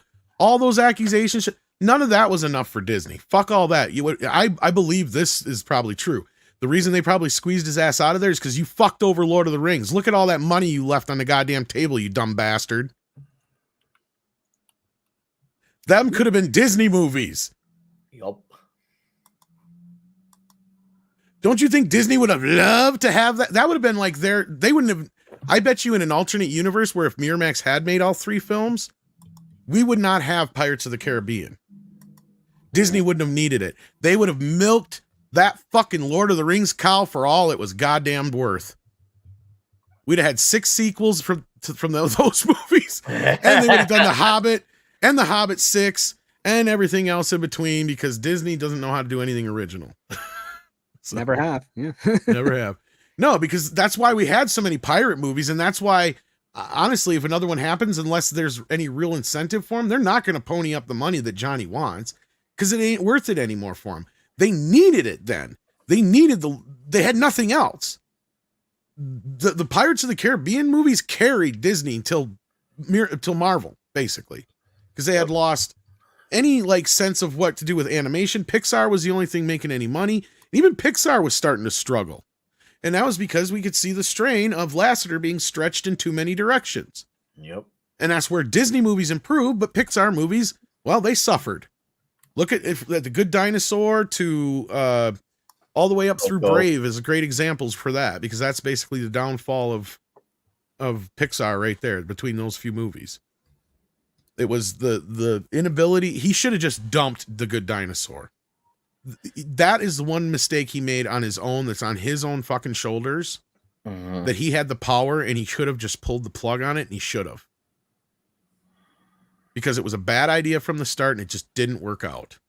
I think that one did okay in theaters, but it did pretty good for video sales. I don't know anybody who talks about it anymore. Well, I'm just talking based off of the reports I read. It did pretty good as far as home video sales. And Brave was the movie that basically came between him and Disney. Mm-hmm. There is a long story to that. The shortest version I can tell you is that a young female producer or writer on the show didn't like that John was wanting all these changes, Mhm. So she went to complain to upper management, and this is where the salacious accusations started coming out. And all of a sudden, Lasseter had a handler, Mhm. and next thing you know, he's gone. Mhm. I feel like Lasseter's going to do all right, and I'm very satisfied by any success he has. Yeah, Jed asked a question here. I think this is actually public domain, Jed, to be honest with you. I don't think anybody owns the copyright on it. That might have gone through the similar error issues that Night of Living Dead had. And that's my understanding of why he released it. They just released it. I don't think they ever owned the copyright on it. It was just because that's the way New Line started. Is they actually released a lot of movies that were public domain, like Night of the Living Dead. Their first big movie that they really got their hands on was Evil Dead. And Texas Chainsaw Massacre, and then Evil Dead. I'm sorry. And then those were the two big ones that really got them like put on the map. Then they started making their own movies in the early 80s.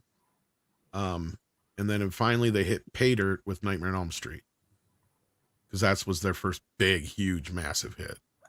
But they had made a few movies up before that. But then they used the money from Nightmare to help build other things, other ideas, and then they would, pre-sell all these ideas. So it was like, yeah, they wouldn't put all the new, Nightmare money. They would usually put that into like the next Nightmare feature, but then also make sure they had the funding for that. Well, those were always well funded, and that's why we kept getting them, right up until Freddy's Dead, which was the most expensive one and made the least amount of money. So, I mean, it did okay at the box office, but because of its budget, it made the least amount of money up until New Nightmare. But that's a different conversation we had. But yeah, no, as far as I know, nobody owns a copyright on it. I think it's public domain. You can check on that one. That one might even be on the Internet Archive thingy. Because, yeah. Anyway, speaking of that, yeah, I'm going to be doing some commentaries. I'm going to try and pull one of you guys in once in a while. If you're not busy. Hopefully I can figure out how to set this up through, I think it's like through Webinair or something like that. Commentary? Yeah, well, we'll watch a movie together with the audience, probably members, and then we'll just talk over the movie. Because I already get yelled at by so many of my girlfriends in the past for talking through movies. So You're right. All right. But no, we'll watch, obviously. There's a lot of terrible stuff on Tubi that you could do some like MST3K stuff with. Maybe, but the beauty of this is since we're doing it this way, it would be for members because you're limited to 250 people total. Mm-hmm. Mm-hmm. But you can watch it all at the same time through StreamYards, and then people can watch it with you and stuff like that. And then basically just be like a running live commentary, and then you don't have to worry about the copyright crap and all that kind of stuff, because it's just a kind of thing you do as kind of an isolated thing, I guess, is way Culture was explaining it to me. So I guess they're doing something with Demolition Man, so he'll be letting me know how it works out, and if it works out for him, I may adopt it for the Mead crew, so you guys can come on and listen to me and whoever I pick to come in and talk about a movie with me. I'll steal that too. We'll do like 5 a week. Shit, yeah, right. Like, because like I said, I already get yelled at for talking through movies, so. I know all this shit I can talk about through movies and stuff that sometimes they can't talk about. So, yeah. So I think that'd be fun if you guys are interested in doing that. So, yeah. Yes. And you can also contribute to that as well. We'll find a way to do that through like PayPal or something like that. But anyway, that's not important. The main part is being able to watch a movie with you guys without you having to worry about having a copy and syncing it up and doing all that business. Jazz. Or us worrying about the copyright. An actual watch along. Basically, but more or less a commentary than a watch along. But yeah. Okay. I would encourage those who come to see it to have already seen the film. Because it's just going to be me and, like I said, if like Script and I would talk about Batman Returns or something, you know what I mean? Oh yeah. Like him and I could sit there on that. Yeah, that'd be fun. Sit there and talk a scene by scene commentary on that. Yeah. And we can actually pause it and stuff if we want to too. That's the other beauty. Yeah, that'd be right. Fun. So like if we want to actually get a little nitty gritty, because that's the thing with me and my film theory shit. right? Like I can go into wax all day long on shit. That's why I love Deadpool and Wolverine. That's a film theory movie because there's a lot of layers to that and how Disney plays into it with the Fox acquisition and everything like that. So yeah. Oh yeah, the allegory of Hugh Jackman leaving the role Yeah. of Wolverine and Wolverine leaving the X-Men and they die. Yeah. All kinds of shit in there. There's tons of that kind of stuff. And I love doing that kind of stuff because Roger Ebert used to do that actually for at colleges and shit. And one of those commentaries is on the Citizen Kane discs. And I say check that out because it's great. And I love those kind of breakdowns from people who actually know this shit. Right. And so if you appreciate our opinion and you want to see what we think about these things and learn some trivia and stuff, that's the plan anyway. So yeah, I don't know what we'll start with, but this way we can actually talk about films that aren't public domain and whatever, and just and not get the YouTube strikes involved. Yeah, exactly. Oh, that's a big one. Yep. Exactly. See, I would just do that, but I just look for like the worst movies out there on the indie circuit. Oh, there'll be fun stuff sometime. Because like again, I was telling Price this and CC this, but a few weeks ago, I was a couple of my colleagues who I barely work with, but every once in a while they'll ask me to touch up a page or two of their scripts. And it's a lot of work because they're terrible. But they got some of their movies on Tubi and they sent me the links to watch and they asked for my feedback and I watched it. I'm like, you guys have been making movies for 20 years and you still shoot like you're shooting from a camcorder. Like you just haven't learned anything at all. Sometimes I think some do it on purpose anymore. And part of me is wondering, like, I'm kind of embarrassed to know you people, given what I can do and what I have done. And it's not been great either, but like, it's still way well, you know what I mean? Like, there's almost like this crowd now who like go after like the Neil Breen type shit, where it's like I almost am sure like some of these, like, well, no, I feel like some of those guys just adopted it. Like it's even like that's why I feel like what's his face, Tommy Wiseau, has not quite been able to find any real success since, because now he's adopted the meme instead of actually, you know, if anything, Greg would have been smart. He should have kept him away from all this stuff and just let him continue to believe that the film was a success and that he was great.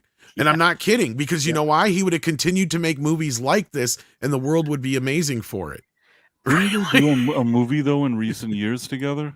He has done like 2 or 3 since then, but none of them have really. But that's the thing. He's so self-aware now, right? That's what I meant to say before. Like he ended up doing a TV show where he was self-aware. That's what I mean. Like, because at first, if you read Greg's book, or actually better yet, get the book on tape, because you actually have Greg himself telling the story.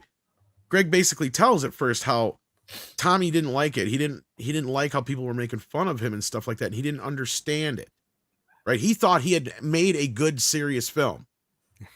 Welcome to Hollywood. Everybody thinks that. Exactly. So in my what I'm saying is Greg should have continued to let him believe that.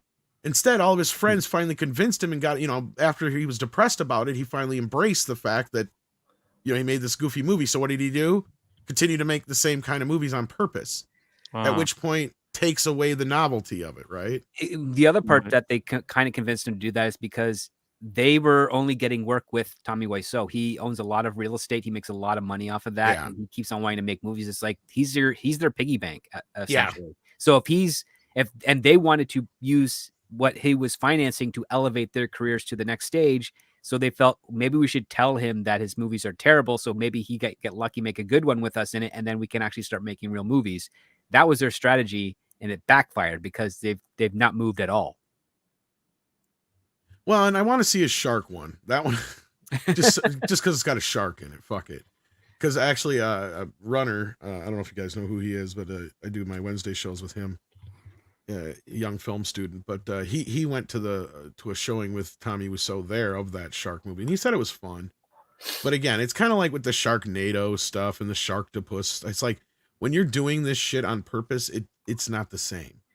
Right? It just isn't. Unless you're doing like airplane type humor, which even that had its phase, I feel like, and it kind of fell off. The thing is, they haven't been able to do it since. So the airplane type of humor, the Abrams Zucker stuff, that is more that's a hold your attention humor, because it's not just dialogue jokes, it's visual jokes and shtick. It hits all the senses that you can have: auditory, visual, intellectual. Those are really hard to manage, and sadly, so many people of like our generation and the following ones, they don't like to keep their eyes glued to the screen anymore. Not at least there's too many screens around them for them to stick their eyes to one. right? So that's what Yeah. you're competing with. It's Which something sucks Leslie because I'd Nielsen. say that's my strong suit is writing. But anyway, continue. Well, like Leslie Nielsen's had this great interview when he's talking about Police Squad, the TV series, and he said it was a brilliant series and everybody that watched it liked it. But the problem is that you had to watch it. You couldn't just turn it on and then do a chore in the background because Right. you miss tons of the jokes.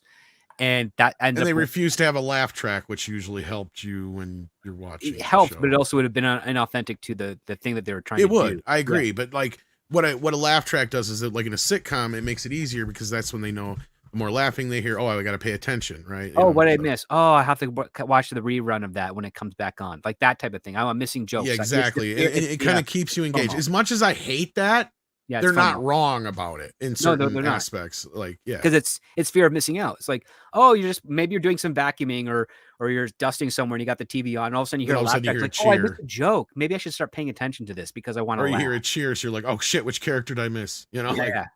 So that's one of the things like that makes it difficult for comedy in that regard, and I think that's also kind of why. I'm glad you brought that up, Script, but finish your thought. Sorry. Oh, I think that's kind of why on television, like you don't get the clever stuff, and you don't get a diversity in comedy. You just get a very simple banter comedy sitcom, as opposed to one that actually hits on all other elements. We just talked about this on the morning show. We didn't talk about this here, did we? No. This is okay. Good. Hot Wings. So. That guy's a terrible interviewer. He is, but Vince Vaughn and Paul and I had a great conversation, and I finally got to pitch Paul Misfortune. Remember that one? Oh, cool. Yeah.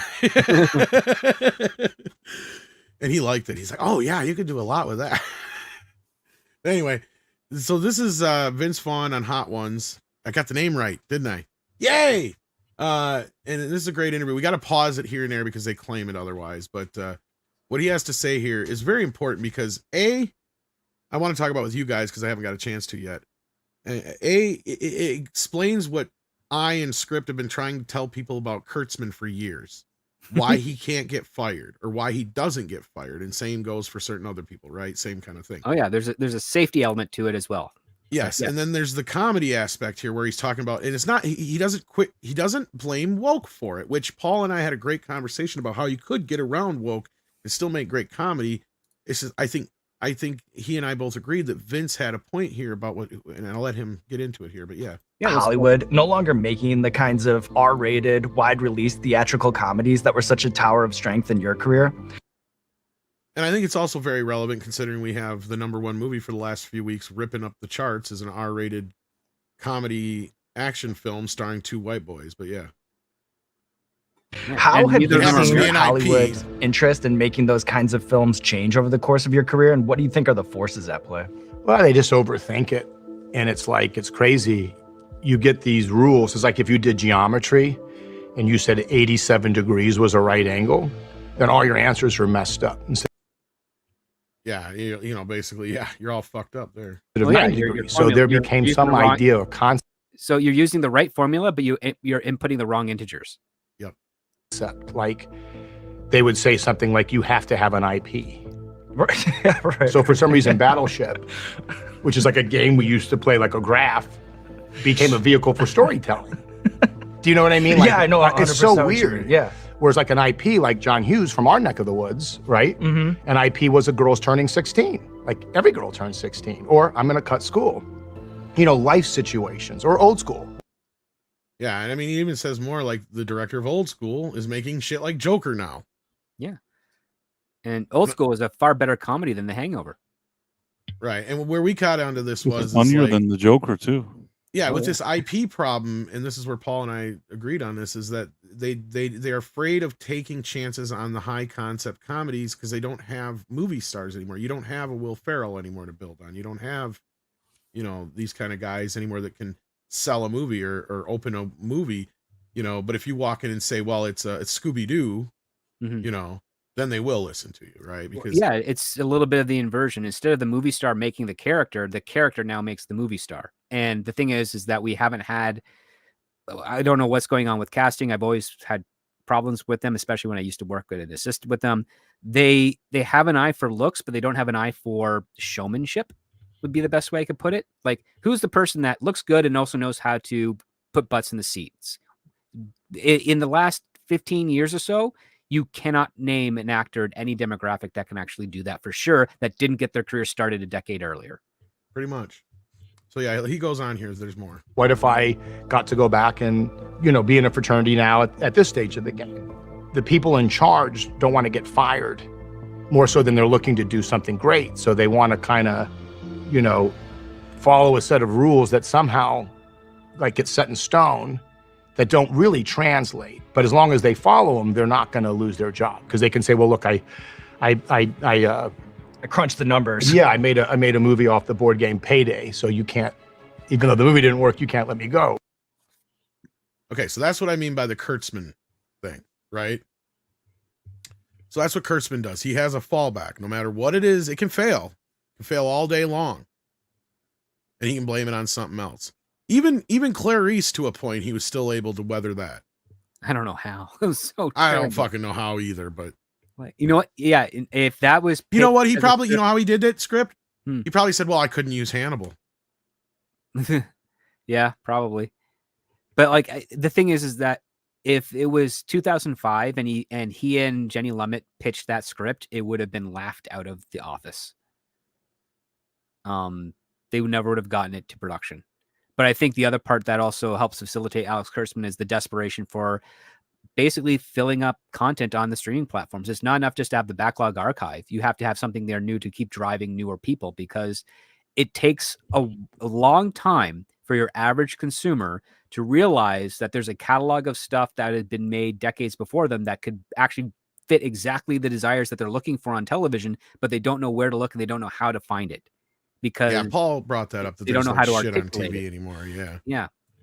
And you know what? That's not the fault of the consumer. It's the fault of the fact that the company's not actually doing anything to promote it. I mean, one of the best channels out there to actually like that invigorated a lot of people that got into television and filmmaking was like shows like TV Land, channels like TV Land, where you'd watch retro television and see like where it started and where it is today and get inspired and Nick understand the Knight, wish connections it of was things. its original And- place, but yeah. And the thing is, like, every single streaming service should be like having like a retro special where it's like, hey, do you want to see the original? You want to see Bonanza or Have Gun Will Travel or Gunsmoke or any classic I Love Lucy episodes?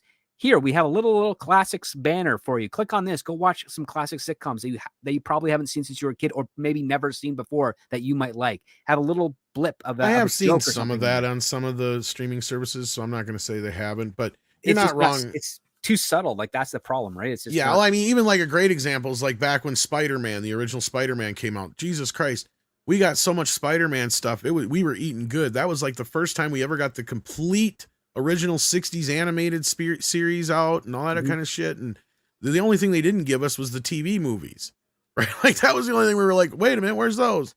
You know, like, but yeah, I mean, otherwise they tried to memory hole those real bad. But no, you're the 100% Nicolas right. Hammond stuff.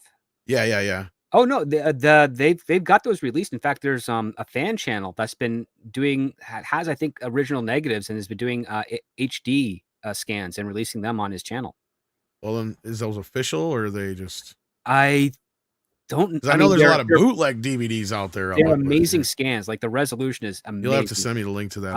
I'll have to find it for you because I subscribe to the channel. It should still be up if they haven't. If Marvel that'd be hasn't cool. taken them down. But yeah, no, just as an example, but like, yeah, they used to do that all the time. Even if they weren't the people putting it out themselves, they would still like, I'm going to bank on that. Fuck it.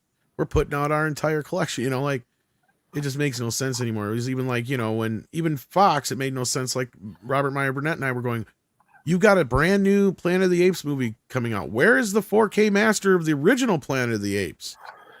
Oh yeah. I was actually talking with him yesterday.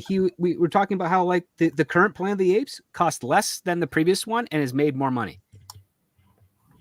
Even though it didn't make as much at the box office, it still made more money because it cost less. Because it costs less, exactly. And it's like that's how you do it. Like and that's basically, and then on top of that's that, the way when that sequels hits used to be, physical- actually. When that hits the physical, what you do is you put that into the exclusive box set, right? You know, all the movies all in one. Here you go. You've now remonetized all of the older stuff. They could probably sell at a premium because you're putting them in an exclusive box set. This is what United Artists did with the Bond series for many years when they started releasing the box sets up to every single Bond, and right before up to Casino Royale, where it's like, oh, you have the box set of all the Bond movies, including Tomorrow Never Dies. And then you've got then they release another box set, all the Bond movies with The World Is Not Enough. It's like, holy crap, you could just buy the single, or you could buy the box set, because now you have this nice, beautiful box that has places for all the Bond films in their order for you to do. And you can it's basically, you're just rebuying the same product over and over again. But fans do that because what they do is they buy the new one, then they sell the previous one on the secondary market, or they keep them all together just to have them for the exclusivity, because those previous box sets will never be reproduced again. Yep. And no, I agree with all that. And to kind of get it back on the comedy thing, I think the other thing that's a problem, the one thing that I think Vince doesn't bring up here that is important, is that between the time when they made movies like, Old School and Superbad and shit like that, still comparatively to the last 10 years or so or more, we've turned into a market where they have to sell a movie all over the world, right? It's like we have no more films anymore that are just kind of regional. And that's does where that comedy apply is because more of the budgets, Tom? Because no, it applies because comedy skyrocketed. doesn't translate well to other Yeah. But why countries all are the we time. always trying to translate to the world? Why? That's the they're- problem. That's they're my marketing. point. Yeah. The thing is, every That's- country is a market that can make money, and the stuff that sells to all those countries, the broader demographic of countries, is the more priority. So an English-speaking comedy can sell to a number of countries of the English-speaking world. That's great, but it doesn't sell to as many countries as an action movie. And it doesn't sell as many countries as a mystery, because those can be easily localized, because comedy is predicated not just on the physical humor, but also on the dialogue play. And English is one of the most complicated languages on the planet because of the level of synonyms, homonyms, antonyms, and all those types of isms that are not always present in other languages. So you should do lower budget movies that are comedies. Well, they used to, and they just quit doing that. That's the problem. And I think part of this, and this is the point I brought up to Paul, and I don't know if you guys will agree with this, and this is where maybe you guys can chime in a bit. I think the moment that they killed it, and I blame Paul Feig a lot for it, because if you look at his career, that's part of it. Here's the point, though, because before that, because we were trying to think when the last successful comedies were out there. Well, I pointed out, aside from rom-coms, which I would consider their own category, which are kind of safe because they're like horror films, and comedy is a lot like horror in that respect, that it does have a good audience, because you're built on whoever your comedian or comedians are in the movie, right? Usually that's the whole gimmick. You're getting where I'm coming from. Bridesmaids, Heat, and Spy did great, and they were original. They were spins on old classic genre films, but they were original. When he decided to do Ghostbusters, actually take an IP like Vince is talking here, that's when shit hit the fan.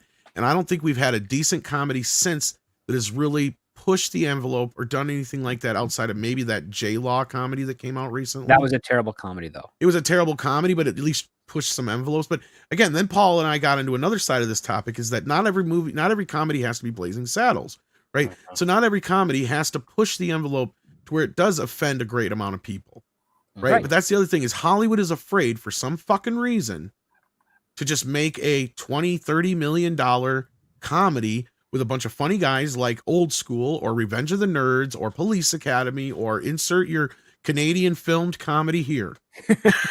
Well, why don't they? Because Why now don't they make their?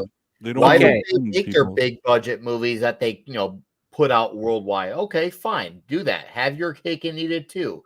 Put out those movies they can put out worldwide, while also having movies that can be profitable for them, and that would be more of a strictly American release, and that way they can at least make some money in case some of their big budget blockbusters don't always pan out, because a lot of them are panning out anyway. So I mean, better to have some money than none. Well, the thing is that they don't have unlimited money. So if they want to make a few domestic comedies, that eats into the potential money they'd use on their tentpole films. So that's why they don't do that. They should cut one or two of those big budgets out. They could. We wish they But you would. can't, because I mean, we wish Well, they not would, that but they they can't do that, can't. because that's not how the arithmetic works on their accounting side. It's Not basically like, anymore. if we can spend $150 million on a movie, we can net in between $750 and $1 billion. That's better than spending three $30 million films to get $250 million each. That's how they look at it. It's stupid math, and It is. you're right Because you're right, because these commenting on that, comedies used to but that's be not how part they of do it. that.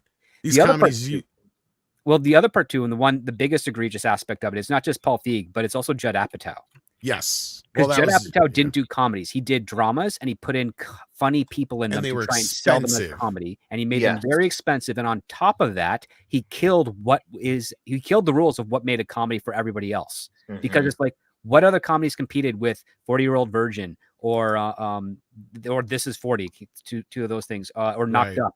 They were not good movies. They were just movies of barely tangible ideas with funny Mhm. people in them. Whereas then you had Ben Stiller, who did Tropic Thunder, which is probably one of the best comedies of the early 21st century, that he ended up working on for 20 years to try and get that right and get that in Well, shape. and Adam Sandler needs to be lumped in there. Love him or hate him, in with Apatow, because he's another person who's responsible for the budgets of these comedies going way Also, too the high. Well, dumbing 'cause he was down. trying to make. Well, the thing is, And Price well, wanted to say Tropic something Thunder too, was though. actually quite cheap, but the thing is that when he started doing the Night at the Museum movies, he was negotiating to get all the money he could, because then he could actually make his Zoolander sequel that he wanted to, because he had to make that on a shoestring budget, and that also helped too. He started getting into on the game that Apatow was getting on, which is saying, "Oh wait, we can get a little bit more money up front because we now know that our comedies generate this much of X dollars." And the same thing with Miller, who did the Hangover series. He did way better comedies before Hangover, but when he did Hangover, it became less about the comedy and more about, oh, it's Zach Galifianakis. He's a big internet star right now and a traveling comedian, but he's also completely disposable and forgettable because nobody has talked about him since The Hangover 3. And there's a reason for that, because he was a one-trick pony. And then Vince Vaughn, where did he go? Well, he kind of edged his way out of comedy, and he went over to Blumhouse to start doing some experimental films and things of that nature and low budget stuff, because he says this is where he can stretch his talent. This is where he can stretch, do movies that are what movies are supposed to be. He's got his comedy coming out for Apple Plus called Bad Monkey. I have no idea if that'll be any good, but I am going to give it a shot because I like for there to be, a comedy that, well, hopefully we can get excited about. And Vince Vaughn was a good name in a lot of those movies. So hopefully his show good. I'm actually going to get Apple Plus just to try the show out. So I hope it's not a waste of money. Well, what I was going to say, Tom, was that I think that Adam Sandler, I don't hate him or his movies, but I think that some of them became kind of dumb over time, more dumb, and I feel like he somehow dumbed down the comedy game. Oh, I agree, and I was a huge fan of him. Well, he I ran did out of like his ideas. earlier That's the movies. problem. I And liked then he his gave up. earlier movies. I thought that he was kind of funny, but at some point it felt like he's just a good businessman, if that makes sense. Oh yeah. Basically, there's a demarcation up through. He basically peaked with Wedding Singer, and then he did stuff like Little Nicky and stuff like that. And after that point is kind of where he starts on this downward trend. He has a few. Jack and Jill is like the Jack and Jill, pinnacle Don't Mess of with the downfall. Zohan. No, basically it's not just the downward trend. He gave up. That's the problem. Yeah, he just it is. I hate Zohan. I know a lot of people who love it. Oh, but I you don't fucking mess hate with the that movie. Zohan. I only like one. It is. It's scene in that. lazy and you're right. He just got lazy and complacent. He's like, all I gotta do is a funny voice and people will laugh. Woohoo! Yeah, And it didn't. It lacked all the creativity that was in Happy Gilmore and Billy Madison. In some of his, especially movies like Wedding Singer, which I still say is his best work yet. It is, Right? because he tried to repeat it with 50 First Dates and he screwed up And because didn't he do it didn't as well, understand yeah. what it was that he was trying to do. Because him and Drew Barrymore had probably some of the best on-screen chemistry you'd ever see in a comedic pair. Well, and that's what saves 50 First Dates, because I agree with you. 50 First Dates is like half of his old type of style with half of his new type of style that you see in things like Grown Ups. Right? And what is Grown Ups? Grown Ups is basically where you get to the pinnacle of Adam Sandler, like literally going, I'm just gonna have my funny friends get together for a fucking free vacation on Sony's fucking dime, and I'm sure something funny will happen. Yeah. That's really all those movies are. And then when he does do like a decent movie like Hidden Gem, nobody sees it. Well, and then he had something like that video game movie, which I was actually very Pixels. disappointed with. Yep. Yeah, Pixels, because it's like you took what was a very original idea and just made it an Adam Sandler movie, and all it did is ruin it. Not just It an could've Adam Sandler movie, but a commentary on Fistful of Quarters. Yeah. Well, and just If you're familiar with it that could have been, documentary. yeah, it could have been so much better. I was so disappointed because I loved the short film it was based on, and I'm like thinking, okay, this is actually something that has potential. But then it feels like Adam Sandler just like had to go and wipe his ass with the script and go, here you go. It's got my stink on it now. It's like, no, he couldn't get out of his own way for a good movie. I mean, I've never read the original script, but yeah. So I haven't seen it. I've only Daddy's ever Pete seen a short Sandler. pitch. Yeah. yeah. Because I know it was actually came out, the concept was by like these other guys who did the short film. And then Sandler got involved later. So yeah, it wasn't like an original Sandler concept or anything. No, they pitched it. I think they ended up selling the rights and everything, and then then Sandler's company bought it and ran with it. The same thing, also similar to, is there's this one viral short film called Kung. It was like a kung fu 80s kung fu movie or something. And it was supposed to have like Arnold Schwarzenegger coming into it for a feature film. It was a big internet sensation, but it was actually really cheesy and stupid. It was made by some Sweden guy. Oh, are you talking about that thing that I play that stupid Earthquake Love from all the time? I think so. Yeah. Yeah, it's Hunting Guffman or something like that. It's some stupid name. Well, I mean, it's like Kung Fu something or something like that nature. Because it's like the guy has a Triceratops as a partner. He's a cop. Kung Fury. There you go. Thank you, Hassan. Oh, that's something different. That's got. So that was another viral film that David guy, Hasselhoff, I think, had something. David Hasselhoff was trying to get hooked up with that. But that's another part. That thing was a result of what the tone of comedy was at that time. Which when it came out, and I saw it, I'm like, comedy's dead. Because this is not funny. It's stupid. It's derivative. It's boring. It's not inventive. It's hitting up on a bunch of tropes. It's appealing to nostalgia without any actual nuance or fun or actual real fun to it. It's just all the ridiculous. This is what I remembered the 80s being like without actually acknowledging what the 80s were like in film. Yeah. And guess what? It's been over 10 years and they've never made that into a movie because everybody that actually has money that knows what's going on in the comedy industry knows that there's nothing there. Well, yeah, and going back to what you guys were talking about earlier, I mean, movies like Police Academy and stuff like that, those were the type of movies that the studios relied on to actually help make up for the losses that they would, have from big bombs, right? Yeah. Like that's what they're missing. And to kind of leave it off here, Vince does leave us with a little bit of hope. And this goes along with stuff like you and I have saying between The Final Woke and like you've been saying about this year's when we'll start seeing some of the changes. So he kind of leaves on a similar note. So people want to laugh. People want to look at stuff that feels a little bit like it's, dangerous or pushing the envelope. And I think you're going to see more of it in the film space sooner than later, would be my guess. So, yeah. So, I mean, he kind of leaves it with like, because his career has kind of taken a bit of a slump. Now, he's been working here and there. But if you look at his IMDb, it's a lot of stuff in pre-production, but he hasn't been in a ton other than like a few appearances here and there and things. No, he's being more selective with his projects. Well, there's another reason. Well, I mean, the other part too is he's also been difficult to work with for a while. You know why he's been considered difficult to work with, right? Because he actually came out for Trump. That's why. But anyway.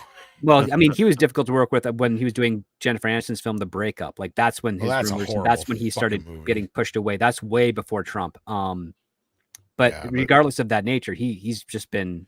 But to his point, one of the only things he's got on his pre-production schedule that I've actually heard of happening is Dodgeball 2. And why do you think that is? Because it's already a fucking IP, probably. Yeah. He also he did get that gig on Curb Your Enthusiasm after the death of the Marty Funkhauser character, and that was a pretty good gig. I mean, I don't know how much it paid. Well, that's what he's done a lot of his television. That's what I noticed. Sorry. Are we saying Bryce? No. I'm saying it's high profile at least. Yeah, well, I was just saying that's all I really seen was television. Which, yeah, it's nice to have work, but it's not. Yeah, no, he's not headlining movies like he used to be. True, but the thing is, there's more money in television for actors than in feature films to a degree because you work more regularly. You get more offers, and by the end of the day, if you're working on a sitcom or an hour-long drama, you're working all that time. You're not spending your money.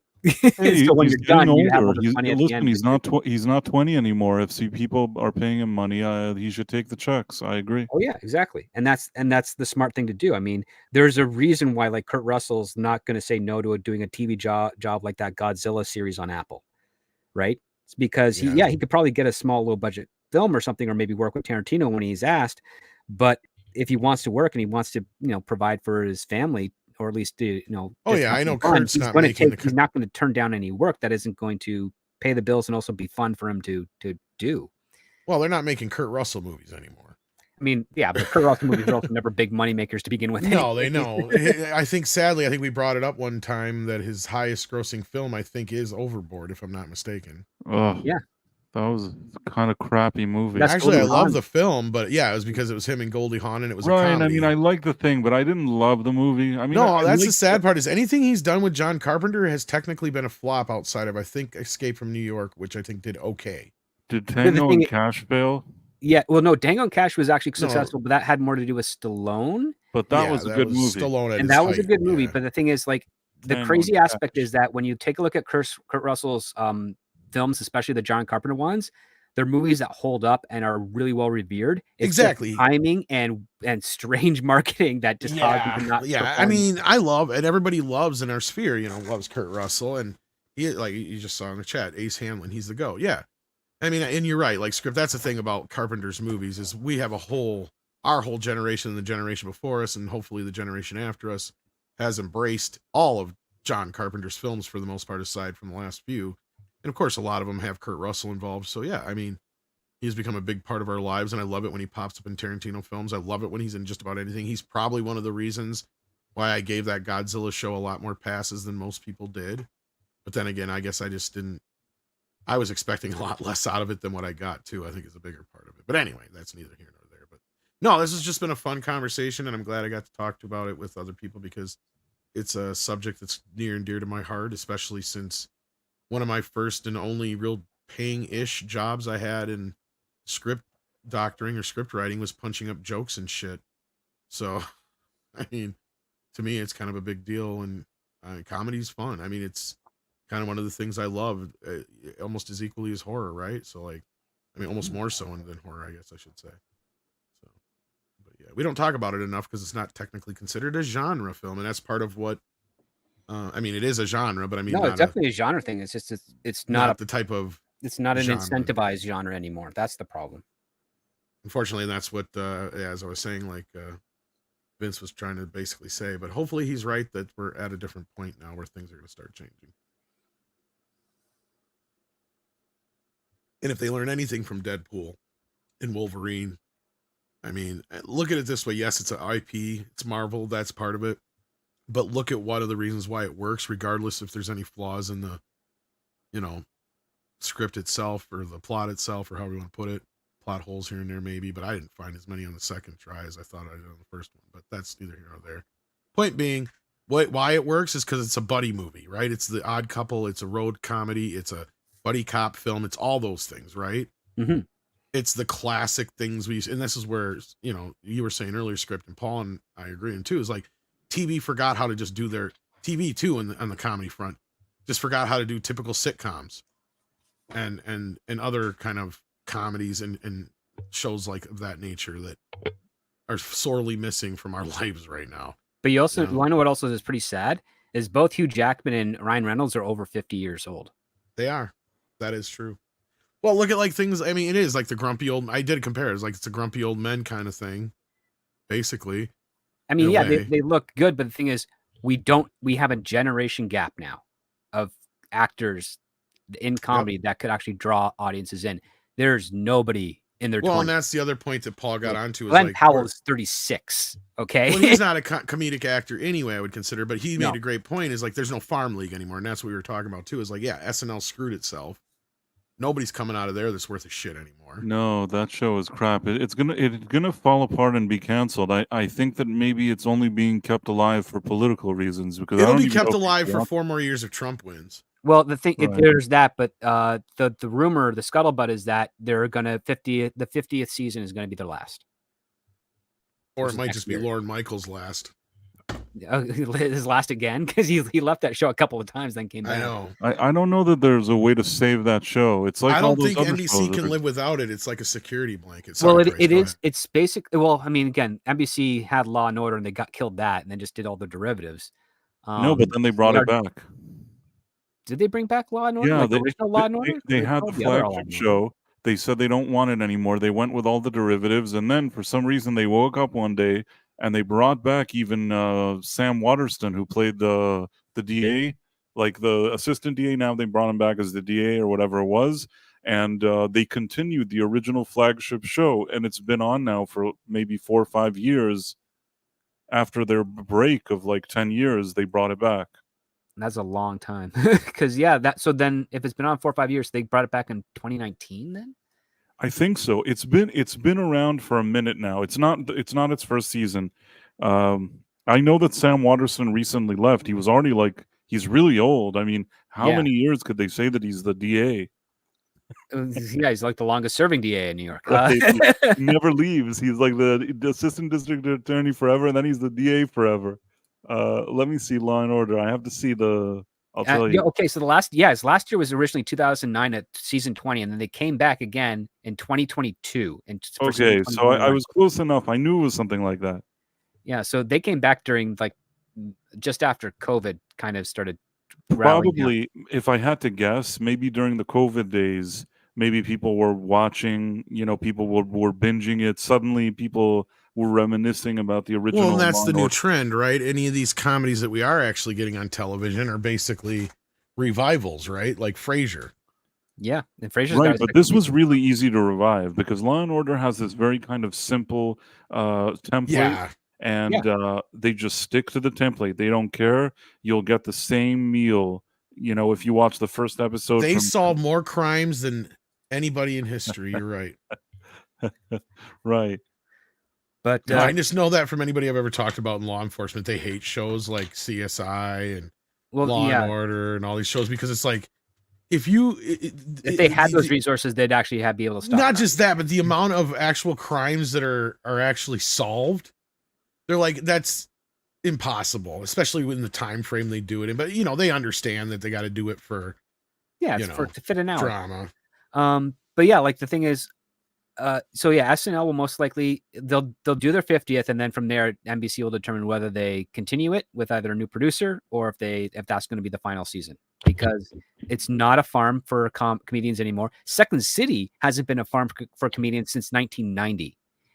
And that, I mean, because I don't live far from Toronto. Their main stage is in Toronto, and I go and see some of their shows as frequently as I can, and I have not been able to laugh at any of them ever since. Every single live show I've been to has been terrible, and even the audiences get chuckles, like chortles, chuckles, barely any belly laughs, anything of this nature. This is on their scripted shows. This is on their improv shows. The people that are wanting to do comedy are not being taught by the right people to get them to do the stuff that makes people laugh. Right. And it's atrocious. And unfortunately, we're not going to get anything of that until someone can find another way to essentially make a camp for people to be comedians. Because even if you take a look at, say, the Groundlings or the Upright Citizens Brigade, even them are nowhere near to the level of what their original founders were. Yeah, and then I had these super chat. I was going to get these before, and I totally didn't. I'm so sorry. Nelson Sharita sent in $2 and says, have self-published 7 books and made money from each. Well, I'm glad to hear it, Nelson. That's awesome. That's very awesome. And we got Mr. Buttcrack Media sending in a member milestone for 26 months. Thank you for that. And this has been a really great conversation, and I'm glad we got to talk about all this stuff. But yeah, the other thing about the CSI Law and Order type show things that I don't even know if I should say this, but my friend said once, she goes, how do they put it? Like, basically, we actually do solve a lot more crimes now, but it's just because of how stupid people are on the internet. Yeah. That's really upped and helped them a lot because again, back in the day, a lot of times it was like you had to get some kind of confession, right? Or at least have pretty conclusive evidence, because even a lot of times the DA is not going to want to try and go through a court trial unless you got a solid ass case. So like, that's why there's always persons of interest, and until they actually have a good solid case, that's where there's like, the murder trials or murder cases and stuff like that can take a long time to solve, or, have enough evidence to actually try somebody and certain things like that. And especially if there's no real good leads. But then on the other hand, unless it's an obvious, or it's a domestic situation or something like that, then those are obviously, a little different, but you know what I mean? The random mysteries like they find on CSIs and stuff are a little hard to believe that they solve them all the time so easily. So yeah, it was the point. But anyhow, that being said, let's get out of here. I got to head over to Toxic Tuesday. But what do you guys got going on? CC, are you gonna do some karaoke later, maybe, or soon? Message me when you're done and if I'm around. I'm just gonna sing for now privately, anyways. But Friday for sure. Friday karaoke is definitely on this week. I'm in a place where I have internet and lots of privacy, so we can do that. Sounds like a plan, Stan. If you're still up when I'm done, I'll send you a message. Price, what you All got right. going on? I know you're gonna be streaming later. Yeah, I have the Night Owl at 11:45 p.m. Eastern time. So probably Nick will have that information for after Toxic Tuesday for whoever feels like hanging out. Sounds good. And Script, what you got going on? Well, I've got my Scripts on Saturday show. This Saturday, we're reviewing a contained thriller called The Nest that takes place during the Super Bowl. So if you like sports and you like contained thrillers, I hope that's a good script, and we'll have some really fun stuff to talk about. So That reminds me, I got to read that script. I'm really sorry. I got sick this last week too, and that's my fault. So yeah. Anyway, take care of yourself, guys. Hopefully, I'll see you on Toxic Tuesday or wherever else I end up seeing you next. And hit that like button on the way out. We appreciate it, just like you would the waitress's ass. Oh, it's a combination of Dirty Dozen, Seven Samurai, and Star Wars